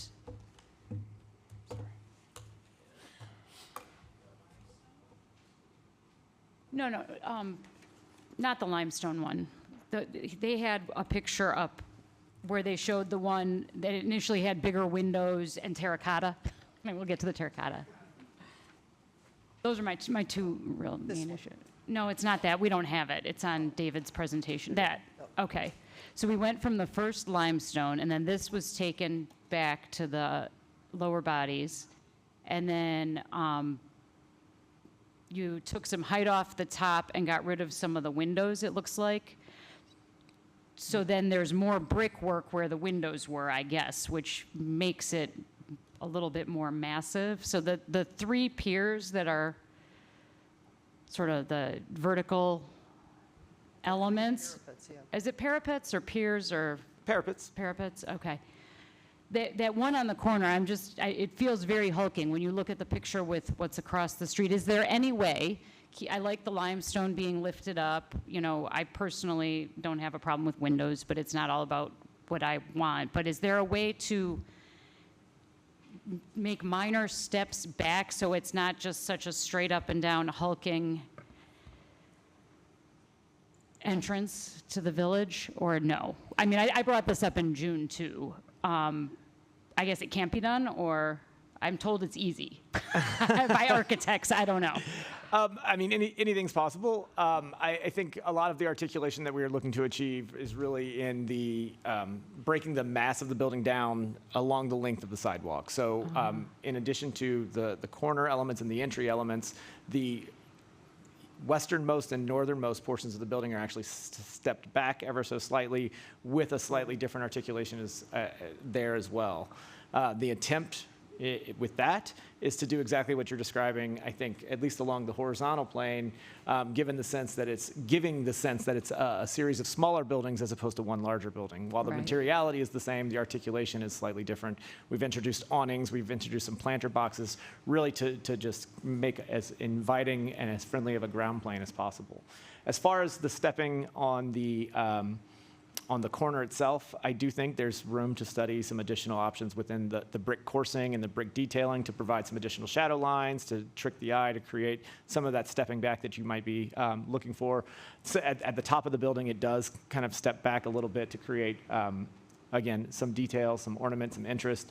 We're working really closely with some really skilled masons to be able to create some brick detailing that looks authentic and rich and provides the shadow and texture that I think a building like this and your community deserves. So again, we can continue to explore some additional options within the brick itself. It would be quite challenging to step the building back dramatically. That would start to reduce the amount of programmable, plannable space on the Right. inside of the building. But there's certainly some nuances within the brickwork that we can look to explore. I would appreciate that. It feels really mass heavy there. And then my only really other comment would be, I like the terracotta. Burnham liked the terracotta. You know, I don't know. I mean, I understand. Sometimes I think when people are discussing these things, they think, oh, what fits in? That's different, whatever. But you don't want to end up with something that looks like a school or, you know, something more industrial like that. And then I did just want to make, and those are my two comments for this project, but I did want to talk about parking because I know it comes up all the time. And I wanted to let the business owners know, we all know it's a problem. And when I go to Wilmette, parking is a problem. And when I go to Glencoe, I actually had lunch in Glencoe 2 weeks ago, and I had to drive around to park, and I was meeting a Glencoe Village trustee, who's a friend of mine. She had to drive around to park, and she came in, and she walked in, and she said, you know, I was thinking about parking. And I said, I'm always thinking about parking. And we were talking about how difficult it is in all of the communities, that you can always park within a couple blocks, but that it's hard to park right in front, and that we do hear this. We do know that it's an issue, and I think that we're always trying to think of ways to keep the vibrancy going while also trying to, whether you're staggering parking times or whatever, find some way to make do with what we also have. I just wanted you to know that we do hear you and we do think about that and even talk about it in our free time. So. Can somebody show me a picture of the terracotta again? It's just this. It's just, okay. I have a couple questions / comments, whatever. Well, first of all, I know when you were here a year ago, I'm very excited about this project. It'll be beautiful to be a gateway to the town. And going back to when you first presented, what I was really excited about was sort of the nod to the original bank that was on the site, the limestone that we saw in Village Hall. This original concept that we all talked about while we had some questions has arched windows, it has the clock, it has the paned windows. It was a more modern take, but with a nod to history, which I thought was really compelling. I know Chris was surprised I liked it. That it wasn't sort of just another version of what we have throughout the village, that it was going to be unique and truly something special, which is, I think, what you were excited about, whatever. I'm surprised that it didn't look like this, what we saw and talked about, even made its way to the first design review board meeting. The arched windows are gone, the clock's gone, the lights were gone.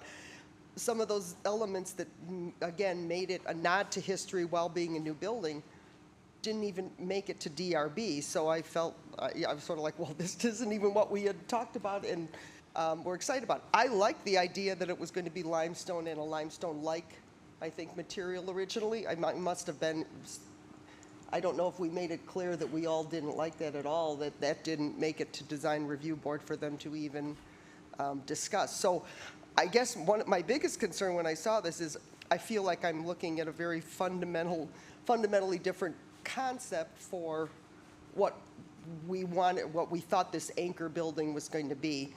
I agree with Bridget. I feel that the style of that top is very heavy visually. Might be the photograph or the rendering. you know, I would like to see it have a few more, I'm using the term nods to history. It looks like now they're just completely paned glass, is that right? Versus the original had divided light? That, am I correct in what I'm assuming or I'm seeing? These still have some articulation. They are not a divided light in like the traditional Like sort of a home would have. Munton sense. These are more of the double hung window style, or meant to emulate a double hung window, with the exception of that corner element that does introduce a little bit heightened transparency. The ground floor is more along the lines of what you would think of with retail glass, without the Muntons and the individual divided lights, but larger panes of glass that allow for more transparency and more light to permeate to the outside. And I can see this is, I mean, it's a beautifully designed building. Obviously, you're a very fine architect and design firm. But I will tell you, as a longtime Chicagoan, my first reaction when I saw this, it reminds me of many of the warehouses in Chicago, historic warehouses in Chicago that have been repurposed into residences and condos and can look very lovely. But to me, that wasn't necessarily a statement building for a key corner in Winnetka, like I thought the original concept was getting toward. So I'm anxious to hear what everybody else says. But that was my first reaction when I saw this today. Thank you. Thank you. Jump in. Okay. Well, I'm not going to, I didn't like the first design, so maybe my voice was heard more because I thought it was very boxy and very white. So I'm fine with this design, and I'm not going to, it's already gone through design review. And so I think, you know, I'm fine with it. I guess I do have questions. You know, Teresa, we heard your comment. Unfortunately, we can't dictate when, you know, somebody starts construction, right? That's not our purview. I don't think we have the authority to say, okay, this is a great project, we approve it, and I'm looking at you, Peter, you can't start construction till June, right? I don't think we can do that. And it's a good, bad situation to be in, that people want to invest in our community, right? I mean, there's plenty of communities around this country where, you know, there's a lot of empty storefronts, and we certainly had that problem about 10 years ago.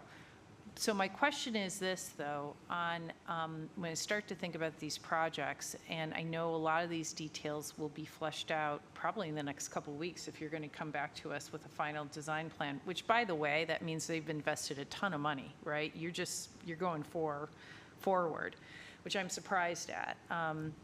Maybe the folks at One Winnetka could take a little bit of a lesson from that. Maybe they need a new banker. Or architect. Yeah, true. They could definitely. I think use more another a new banker, a new source of funds. Having said that, and I know some of these details will come later, I am worried about where construction workers, and have you guys started to think about that? Not just the staging of the excavation trucks, but I've been impressed actually how the Sheridan project at 205 Sheridan seems to be managing construction worker parking, and with, you know, is that something that you're going to come back to us with a kind of a construction plan? Absolutely. One of the biggest things that's changed since the last time we all spoke was the onboarding of a construction manager and a GC. Part of that selection process took into account their understanding of the unique conditions of the site and how sensitive we are to not disrupting the surrounding neighborhood, so that we will come back with they will come back with a more robust plan that demonstrates a much more, I'd say, broken down construction process, some of the routing, the temporary provisions put up around the site to make sure that's in keeping with everything that you guys would expect. We don't have that information at this time, but we are actively working on putting together a plan for all of that. Can you share the name? Sure, Skinder Construction. Oh, okay. And so I think Stephanie raised the concern about that alley. Is there a way to preserve access for deliveries through the alley, do you think? I mean, I just want to make sure for the public who may be watching at home that... It's a great point. We can bring that to their attention and make sure we address that. Yep. Mike Spence, Riverside Investment and Development, Development Manager. We have had conversations with Skender on various logistic solutions to try and keep the businesses operating as intended. There are certain aspects from safety perspectives that we will need to look at various ways of trying to sequence construction so that we can keep everyone functioning. We are still actively talking with David and staff on various options. So it is something that is still in the works, but we are very aware of. So. Okay. And then maybe somebody from the team, it sounds like you're going to actually bring more daytime workers to this site. Is that then currently, I guess the building's shut down, but is that right? I'm just thinking about, and maybe Hal, that number, how many, prior to the shutdown, how many employees were working in the building and versus, with this consolidation, I think, of offices? Yeah, I think it was 45 current employees. And it's going to be 78, is that what we heard? At a future date. So Okay. that would be looking years into the future after the building is completed, so. No, yeah, there is an intention that most of the bankers that are working out of the building are working either off-site or off-site meetings, client meetings, hosting, lunches, things like that. So it's not somebody sitting at a desk full-time for, 40 hours a week. Okay. That's all I had. Anybody else jumping in? For the architect, can you walk us through, just so we're all well aware of the terracotta discussion, what is terracotta that was originally proposed that where Design Review Board, I'm assuming, or possibly Addition Plan, or the PD Commission, where did they have concerns? What were the concerns? And then is there any terracotta remaining and where is it? No, there is no terracotta remaining on the project. When we first proposed the terracotta, it was very preliminary, so none of the details, none of the sizes were worked out, admittedly. It was again, just a very conceptual idea. Again, it is one of the approved materials in the design guidelines. I think, if I recall correctly, even though we were trying to pick up the tonality of the surrounding neighborhood, it was just perceived to be out of scale and out of context with the surrounding buildings. The scale of a brick, it's based on the module of a hand, really imparted a warmth and a more handmade sort of quality to the building than what the terracotta was presumed to provide. Can you go find a current rendering of what the proposed plan is? And then the fluted elements at the top of the corner, whatever octagonal piece, Sure. and the higher parapet walls. What is that fluted element? What material is that? It's brick. It's everything above the first floor is all masonry. We are working on using a variety of different brick techniques to create interest, to create shadow. We've worked a lot to really refine some of those details. So those elements that you see at the actual top piece are actually bricks oriented vertically and then rotated 45 degrees. So they read more. They create a lot more shadow and texture than a traditional running bond or a traditional masonry course.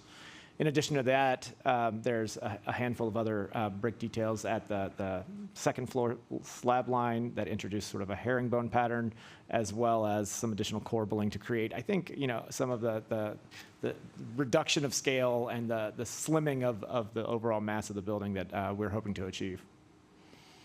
Thank you. I'll just make the comment. I think beauty's in the eye of the beholder. When this was first brought up to us, I think there were differing opinions on the original design. I mean, pretty both sides of the fence in terms of opinions.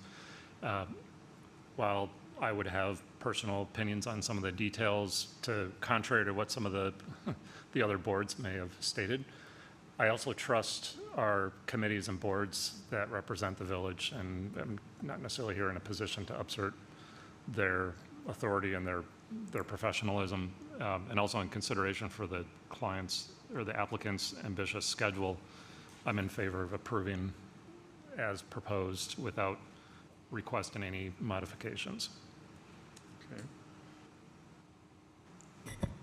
Yeah, I think the minutes from the DRB meetings were pretty thorough. I think they got into this pretty heavily.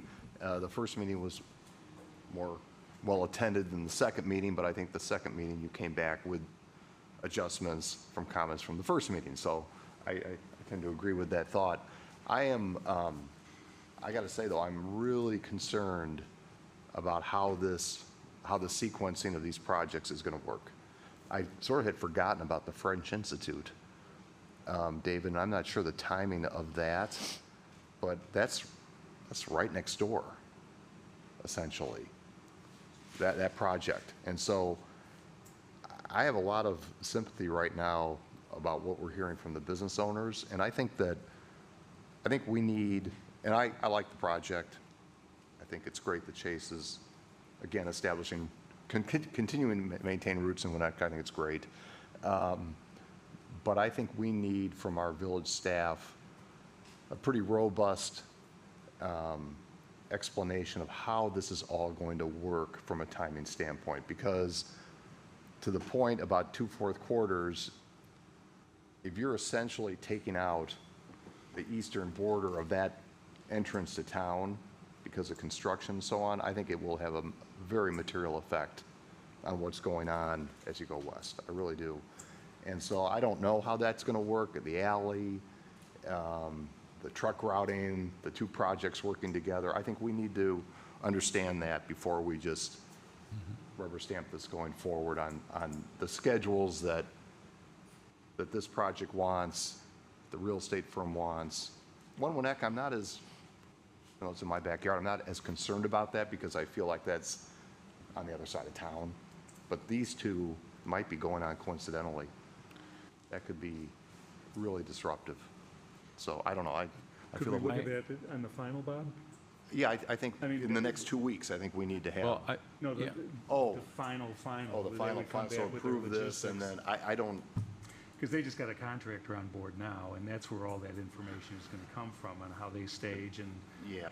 sequence and. But do we know where the real estate firm stands with the French Institute?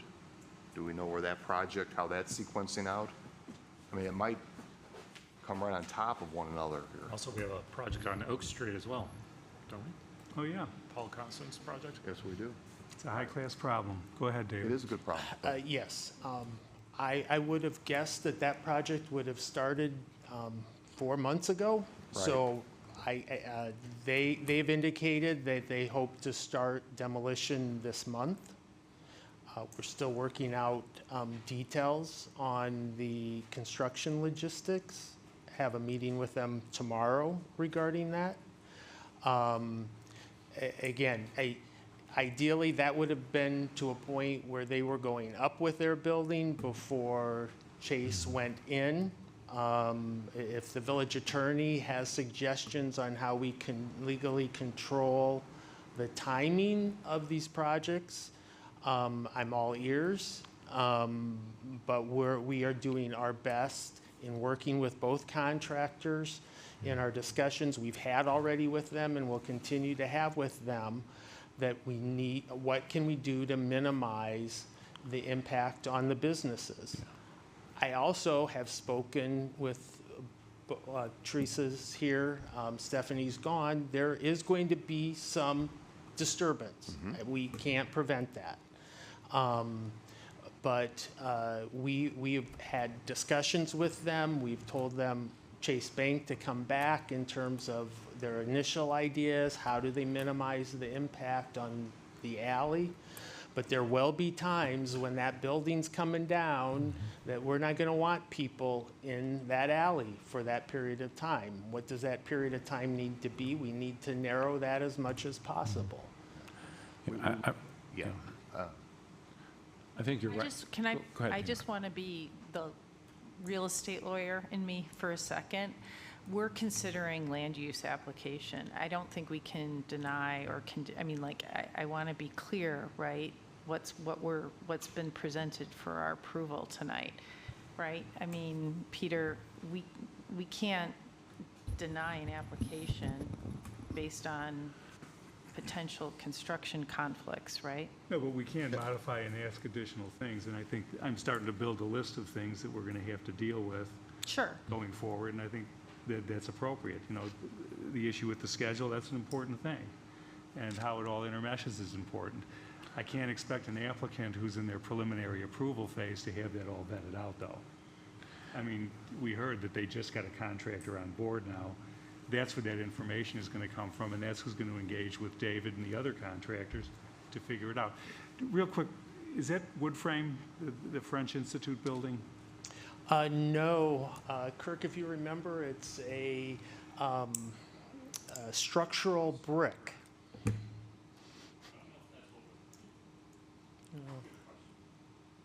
It was going to be a structural brick. So it's structural Wasn't brick that what with- was approved? What's the floor say? I'm sorry, I don't want to get off track here. Yeah. I thought if it was a wood structure, that thing would fly up in a couple of weeks and they'd be out of everybody's hair on the outside, but I agree. That was my recollection. I'll have to look at the plans. that's a little building though, Bob, and it will come up fast. But again, I think we want to avoid, and it's not a matter of approving or denying this project, it's a matter of village staff having a plan to coordinate this so that that alley, for instance, is not dealing with two projects and construction vehicles going through it at the same time. I mean, That actually could be a good thing because you minimize the Yeah, you amount get of it time done the with- alley's. yeah, the out of- pain. I mean, this is a zero lot line building. The alley will be out of commission while they're doing the foundation work for sure. And why not, actually, if they both go out at the same time, it actually could be a But I think benefit. it's great to have this, these are the right discussions to have. I agree with Tina from the standpoint of, I'd rather just rip the Band-Aid off and get this done as long as we can organize it correctly. And as long as, if there's 40 people working on site, that they're in a minivan, a minibus coming in the morning to transport here versus trying to figure out where 40 construction workers' cars are going to go. So as long as we're having these discussions right now, we know we want to minimize the alley, so you're going to do everything you can to minimize the impact on those businesses in the alley. So I think these are absolutely the right discussions to have, but I do think that if we're having, rather than string this out over 6 years or trying to delay people who want to invest here, let's figure out how good we can get it at orchestration and what we're going to have to do to make it minimize, first on the retailers and second on the community that's going through every day. One thought on if you go back to the current design, and I've been in companies where Gensler has done a lot of our design and building buildings, and I'm actually, I'm trying to figure out, from the looming part, I can live with what you've done on the windows, and it looks, I think it looks pretty good, but it is looming to me. I'm just trying to figure out what those that's just brick at the top? These elements To me, here- it just seems, I mean, I've seen some of the stuff you've done. Are you trying to fit our personality? You're trying to, the details matter, and that's what concerns me when you took off the terracotta or whatever it was.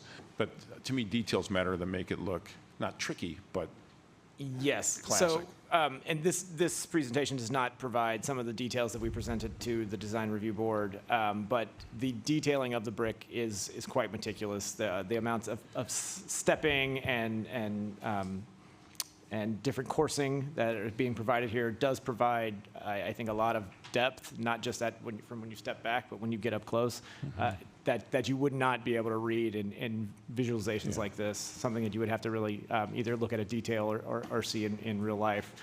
Again, the brick up at the top that you're mentioning, it's a quarter turn, so it's like a sawtooth that creates the shadow and texture up there.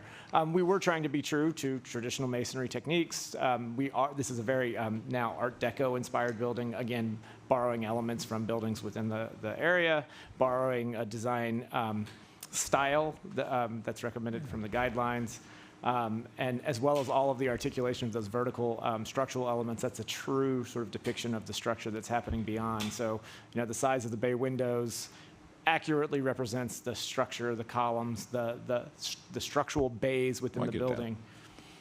I'm just, and I understand, I'm looking, I just wanted to your point about a little tweak. I just thought those top three, I'm sure it's very intricately done brick, but it's still big panels of brick.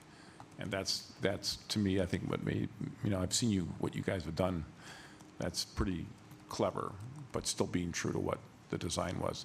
It may be fine. I think overall, that's my one concern on that one piece, that and the detail that we may have taken out. Sure. Thank you. Having been on the Plan Commission, and Tina, I remember my very first decision that I ever made, and I regretted it pretty quickly, and you said, don't worry about it. We are advisory only, and the trustees, if they don't like it, are going to make a change. So I don't think any of the lower boards are thinking, oh, boy, you know, they better do what we said or we're going to be offended. I think the buck stops here, and if you individually think that this is the best project, then you should say, yes, this is the best project. But to say I don't want to step on toes or I don't want to, you know, besmirch the lower bodies, like I know I took comfort knowing that if I made a mistake, somebody else was looking at it a little bit harder. And all my, like, terracotta, schmericotta, I think when this comes in, people are going to say, wow, that corner is so heavy. I mean, when I was in a real estate meeting with 90 people and this project came up and people are like, what's going on? Oh, it's so big. And someone said, is the clock tower going? There goes all the charm. Does anyone care? Like, this is what people talk about. Do they come to these meetings and say things? No, they don't. But they want us to make sure that we're giving our best effort to make this something that everybody's going to be excited about or somewhat pleased with as the centerpiece. So I think it's a bit heavy on that corner. Terracotta, brick, I mean, we can, those details, I'm not trying to micromanage those, but this corner is big. Okay, so if I'm them sitting in this audience, and I've been doing this for over a year, and they've heard from people up here how important height is, right? So they've managed to height, I'm putting words in your mouth, they've managed to all the height concerns, which, by the way, I've been very public is not my issue at the, you know, the part of our village that is the furthest from any residents, but this is an issue in our village, right? People get whacked out about, and I'm not suggesting, Bob, you're whacked out on height, but I'm just saying, people I get think she whacked is. out on height. And then you have these limitations, right? And that's going to inform your design. And so, I mean, I feel for you, right? You're trying to come with something based on, and then we have a design review filled of architects, right? Because everybody is going to look at a building and have subjective issues. At some point, we do have to trust the process, right? I mean, I agree. I like terracotta a lot. But- I think But it's. there's also I also know- 13,000 people in town. Yeah. who- Oh, I know. And but I know we- during but this person is gonna process. have a different opinion, right? What's the issue? The issue is, I think that there's too much bulk at the corner and that the citizens are going to say, wow, we got rid of that little building and this corner is bulky. Not the whole corner, the immediate corner with this pillar. And he said that it was possible to do step backs or something like that to make this center parapet on Green Bay and Elm perhaps recede into the background a little bit more. The first one we saw was very smooth and pointy. But yeah. And then the one, they never saw that at design review, the limestone one that Tina hated. Nobody ever saw that.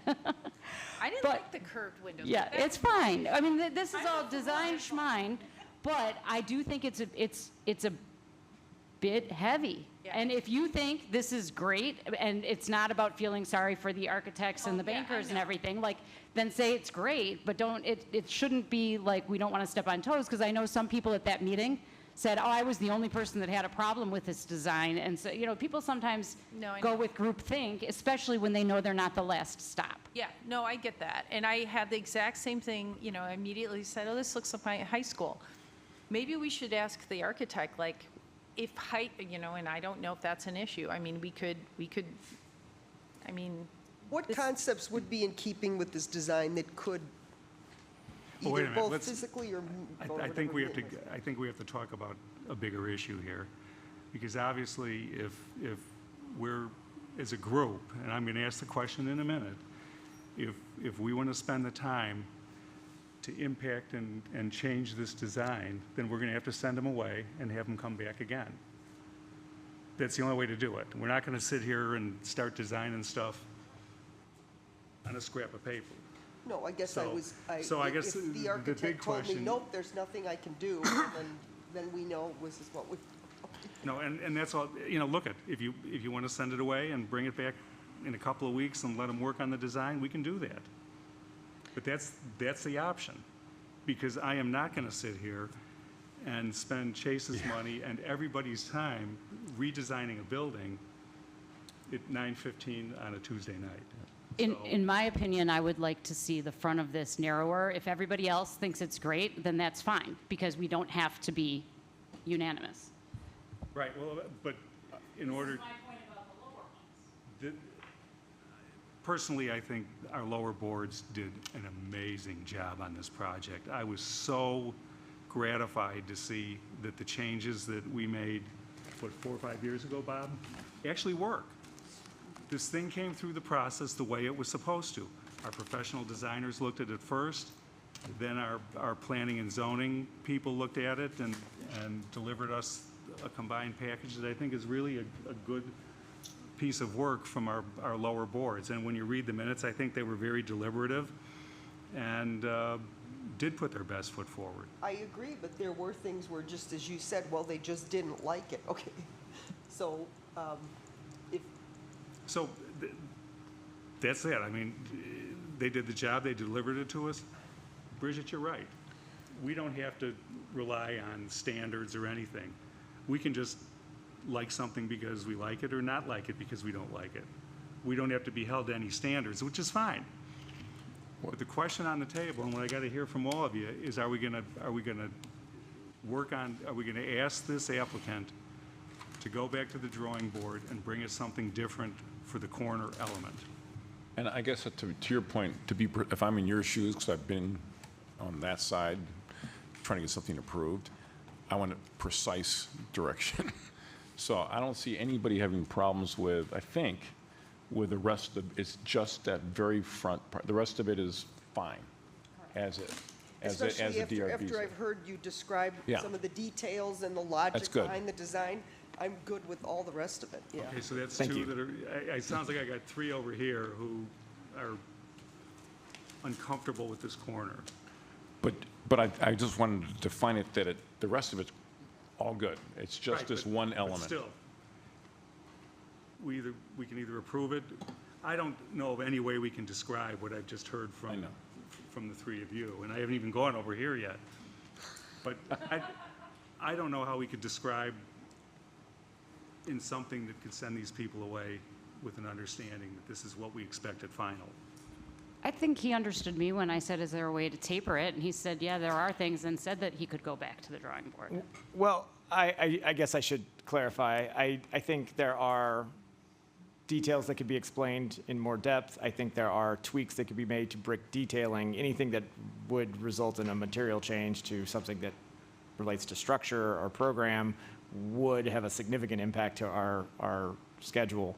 I think it's also worth adding, within the past year, we've listened very carefully to the feedback that we've gotten from all of the advisory boards, as well as take into account the desires of our client here, and what they hope for this building.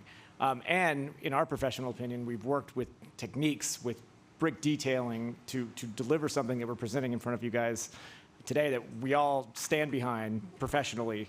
I would be happy to walk through in greater detail some of the questions around the brick, around where I think maybe these images don't necessarily fully articulate the qualities of the building, the proportionality of the building.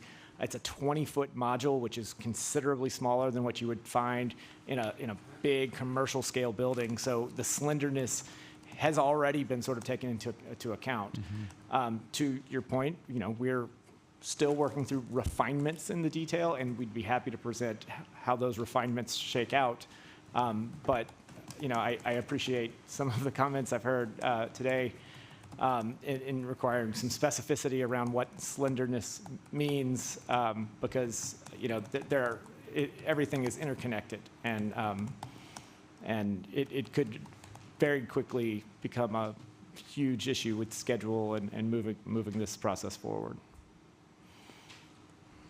I'll interpret that I'm a developer, ex-architect or wannabe architect. This project wouldn't get started till next year sometime if we were to send them back to, not that that should be a reason to approve it, but I just wanted to be clear. It's likely this project would maybe even trail One Winnetka on the construction schedule. is Isn't my that guess. also something that we were just talking about might be helpful for the businesses in town? I don't think, I wouldn't want to do no, that for that reason. no. I'm done. If everybody else wants to do it, that's fine. I would like to see less mass on this corner, but I am fine. Nobody has to worry about. Now we got to hear from the attorney again. I just wanted to add to the discussion that, there was some talk about when, not, when could we further explore this? And as you know, and as was said at the beginning of David's presentation, we're seeking adoption of a preliminary plan development ordinance. We still need to go to through the final plan development process. And this spills over into the other issue that was the topic of a lot of discussion, which is sequencing, construction sequencing, parking. I just want to remind everyone that one of the other items on your agenda this evening is the discussion of the development agreement, and you have a very thorough summary of the provisions of the development agreement in your packet. And I just want to remind everyone that, Section 3D of your development agreement specifically says that a construction, logistics, and redevelopment schedule plan has to be submitted to staff, worked on, and approved as part of the final engineering plan. And then you also have in the development agreement, Section 5E, that there has to be a construction and traffic management plan that is approved by the village engineer, again, as part of final development plan approval. And it has to cover all the things you were talking about before: the schedule and traffic routes for construction traffic accessing the property, the designation of machinery and construction materials storage areas, provisions for screening of construction areas. What else is here? No, I'm missing a page. Where construction workers are going to park. You have a detailed list of things that have to be addressed before there's final plan approval. Right. Thank you. So, let me propose something. You might not like it, okay, but we still have an executive session tonight. It doesn't stick out. Bob, it wasn't my choice, and the guy who chose it isn't here tonight, so we can send them away. There's two things we can do. We can either say, look at this corner, it bugs some of us, you got to go back and fix it, come back later on. Or we can pass it through with this with strong advice that they need to come back to us on the final and address these issues in a way and be specific related to how you address them and demonstrative so that you can point to it and say, you said this, we said that. Okay, I'm not saying redesign the whole corner because I don't think at this point that would be appropriate, but I do think if there is concerns with the design elements on this corner and we have at least half the village council that's concerned about it, maybe more, that's something that we would like you to address and come back with, I think, in the final. We could say that. I just said it. Yeah, I have no desire, And then that way- I really don't have a desire to delay them, but I do think as I looked at what's up on the screen versus even what was here, there's just, and knowing Gensler, it's like I somehow feel we somehow tied their hands behind their back on this design at the front, at the very front. The rest of it, you're to go. That was my only concern. But I don't want to delay, trust me, the last thing I want to, Kirk, to your point, I don't want to delay this to next year. I want them to get going. But I didn't know if this is something that's doable quickly, to your point, Chris, or whether you approve it, and I'm not sure what that. Well, they have to come back for final. Yeah. And if we make, and Peter, make sure I'm not going to get us thrown in jail or anything here, but if we make this preliminary approval with stipulation that additional detailing must be focused on the corner of the building, we can do that, right? Correct. I don't think we want to start venturing out and telling them what they should do, but we should at least, I think you've heard that there's some concerns about it and maybe just needs a little work. Can I ask another question? Sure. Sorry. When I look at, I'm just pulling one of these pages out, the building doesn't, all these plans, and I know they're not, but don't sort of show this corner piece. Is the interior, you know, because when you look at the rendering, it looks like, you know, it's, I'm going to use like a turret, but is the building, is that part sticking out just decorative outside, but the interior is one straight wall? Do you see what I'm? Yes, that's correct. All okay. of the expression of this is being held just within the articulation of the brick Of piers the exterior, and okay. everything else. Because So- that one drawing does make it look almost the like first it's a floor looks a turret little- coming out. Okay, thank you for clarifying that. It's a matter of inches to create some shadow lines to allow Gotcha. those vertical elements to read as if they come to the ground, as opposed to being broken by, and, you know, perhaps it would have been useful to jump to some of these other images during our conversations, but, Okay, but- thank you. But yeah, it's not like a bay window that pokes out over the sidewalk or anything like that. Because the It's- one rendering sort of looked that way. So Sure. thank you for clarifying that. Hey, Chris, can I make a recommendation? You know, I don't want to start over design, you know, getting involved in the design things, but, you know, maybe if Gensler has some ideas that they want to run by Bridget and Kim ahead of the next meeting, if we move this forward, you know, approve it on a preliminary, and there's a few people that get a chance to take a look at, give their feedback, since I they're. don't think it's going to happen in 2 weeks, though.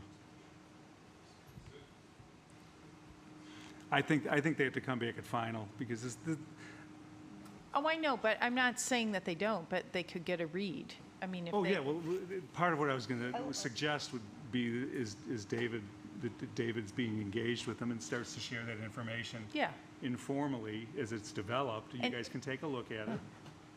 Let them know what you like or what you don't like. And Yeah, I'm fine with that. And mind you, I'm not talking about details, I'm talking about mass. So it's not like I'm saying, oh, I don't like this brickwork. I'm saying it seems a bit massive. But I don't know how you change that. I mean, without- a good That's what they have to architect. do it. Yeah, that's what they'll do. They That- can't- We they don't know can't- how, but they do, like, I just, That's what they do. it's what they do. I'm just saying, I'm not like, oh, I want to see like these Okay. bricks in a swirl. It's like if we could articulate it more slightly so that it's not so massive. And I'm done, and I'm fine with that, and I'm fine with taking them at their word, and I'm not going to hold it up. And it's really But- the top. It's the top, it's the top. Windows coming out, it's Would the you top. be okay with a slightly higher panel then? Like, is that part of it, that it's If flat it from- doesn't appear higher because it's articulated back more from the bottom, like you can have massive buildings in Chicago, but because they're stepped back, the experience of the pedestrians is not one of mass. But then that You know, affects but I the mean, floor like, plan. well, I mean, let's see what they can do. Let's see what they can do. I agree with Chris, though. I like We can Chris's kind of idea. Yeah. get this going, and we can talk, and that way they know we're behind it and we're ready to go, but we just want to see what they can do to fix it. Tweak it. Yeah. Well, Chris, just Yeah. to understand this, so this is being considered for introduction. In 2 weeks, it would be considered for adoption. For preliminary approval. Okay, but what you're suggesting, they might come back in 2 weeks and say, well, we thought about it, we could do this, that, or the other. I wouldn't expect that. But this would be what would be up for adoption in 2 weeks. Correct. Correct. Along with, And then we would be out of the sphere, it would be in the staff hands to work with them for any and modifications. the staff would be obligated to run these things up the flagpole as they're coming through the process, too. Okay, within 2 weeks, can the architect come back and not change it, but talk about ways that they might approach this, some of the concerns? No, I don't think that's the right way to do it. I think they got to sit down and do the technical. Well, then you would be adopting this. With our proviso. Right, and, excuse me, when it comes back if it's introduced tonight, when it comes back in 2 weeks, we will have language to include in the motion that approves the preliminary to ensure that this issue about the corner is incorporated into the approval, so that'll protect the board's ability to make a judgment about that at final plan approval, when it comes back for final plan approval. We have to vote on it again. So we would see the. Yep. Yeah, Does that work? yeah. Okay. Yeah, since we're introducing it tonight, Peter just reminded me, we don't have to worry about the language because we'll roll it into the adoption. So, let's see what I got here.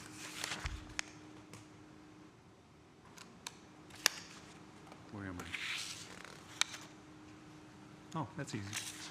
Okay, may I have a motion to introduce ordinance number M08 2024? So moved. Second. Second. Oh. Okay, that's okay. Voice vote. All those in favor? Aye. Aye. Opposed? That motion carries. You've heard us. What I would like to have happen here, David, just so you're in the loop, you guys work through David. David, share information as it's developed so that we don't have to wait 3 months and then get surprised with something that we might like or not like, okay? Work? Okay, the ordinance and resolution number R54 2024, approving the development agreement, will be on the June 18th agenda for adoption.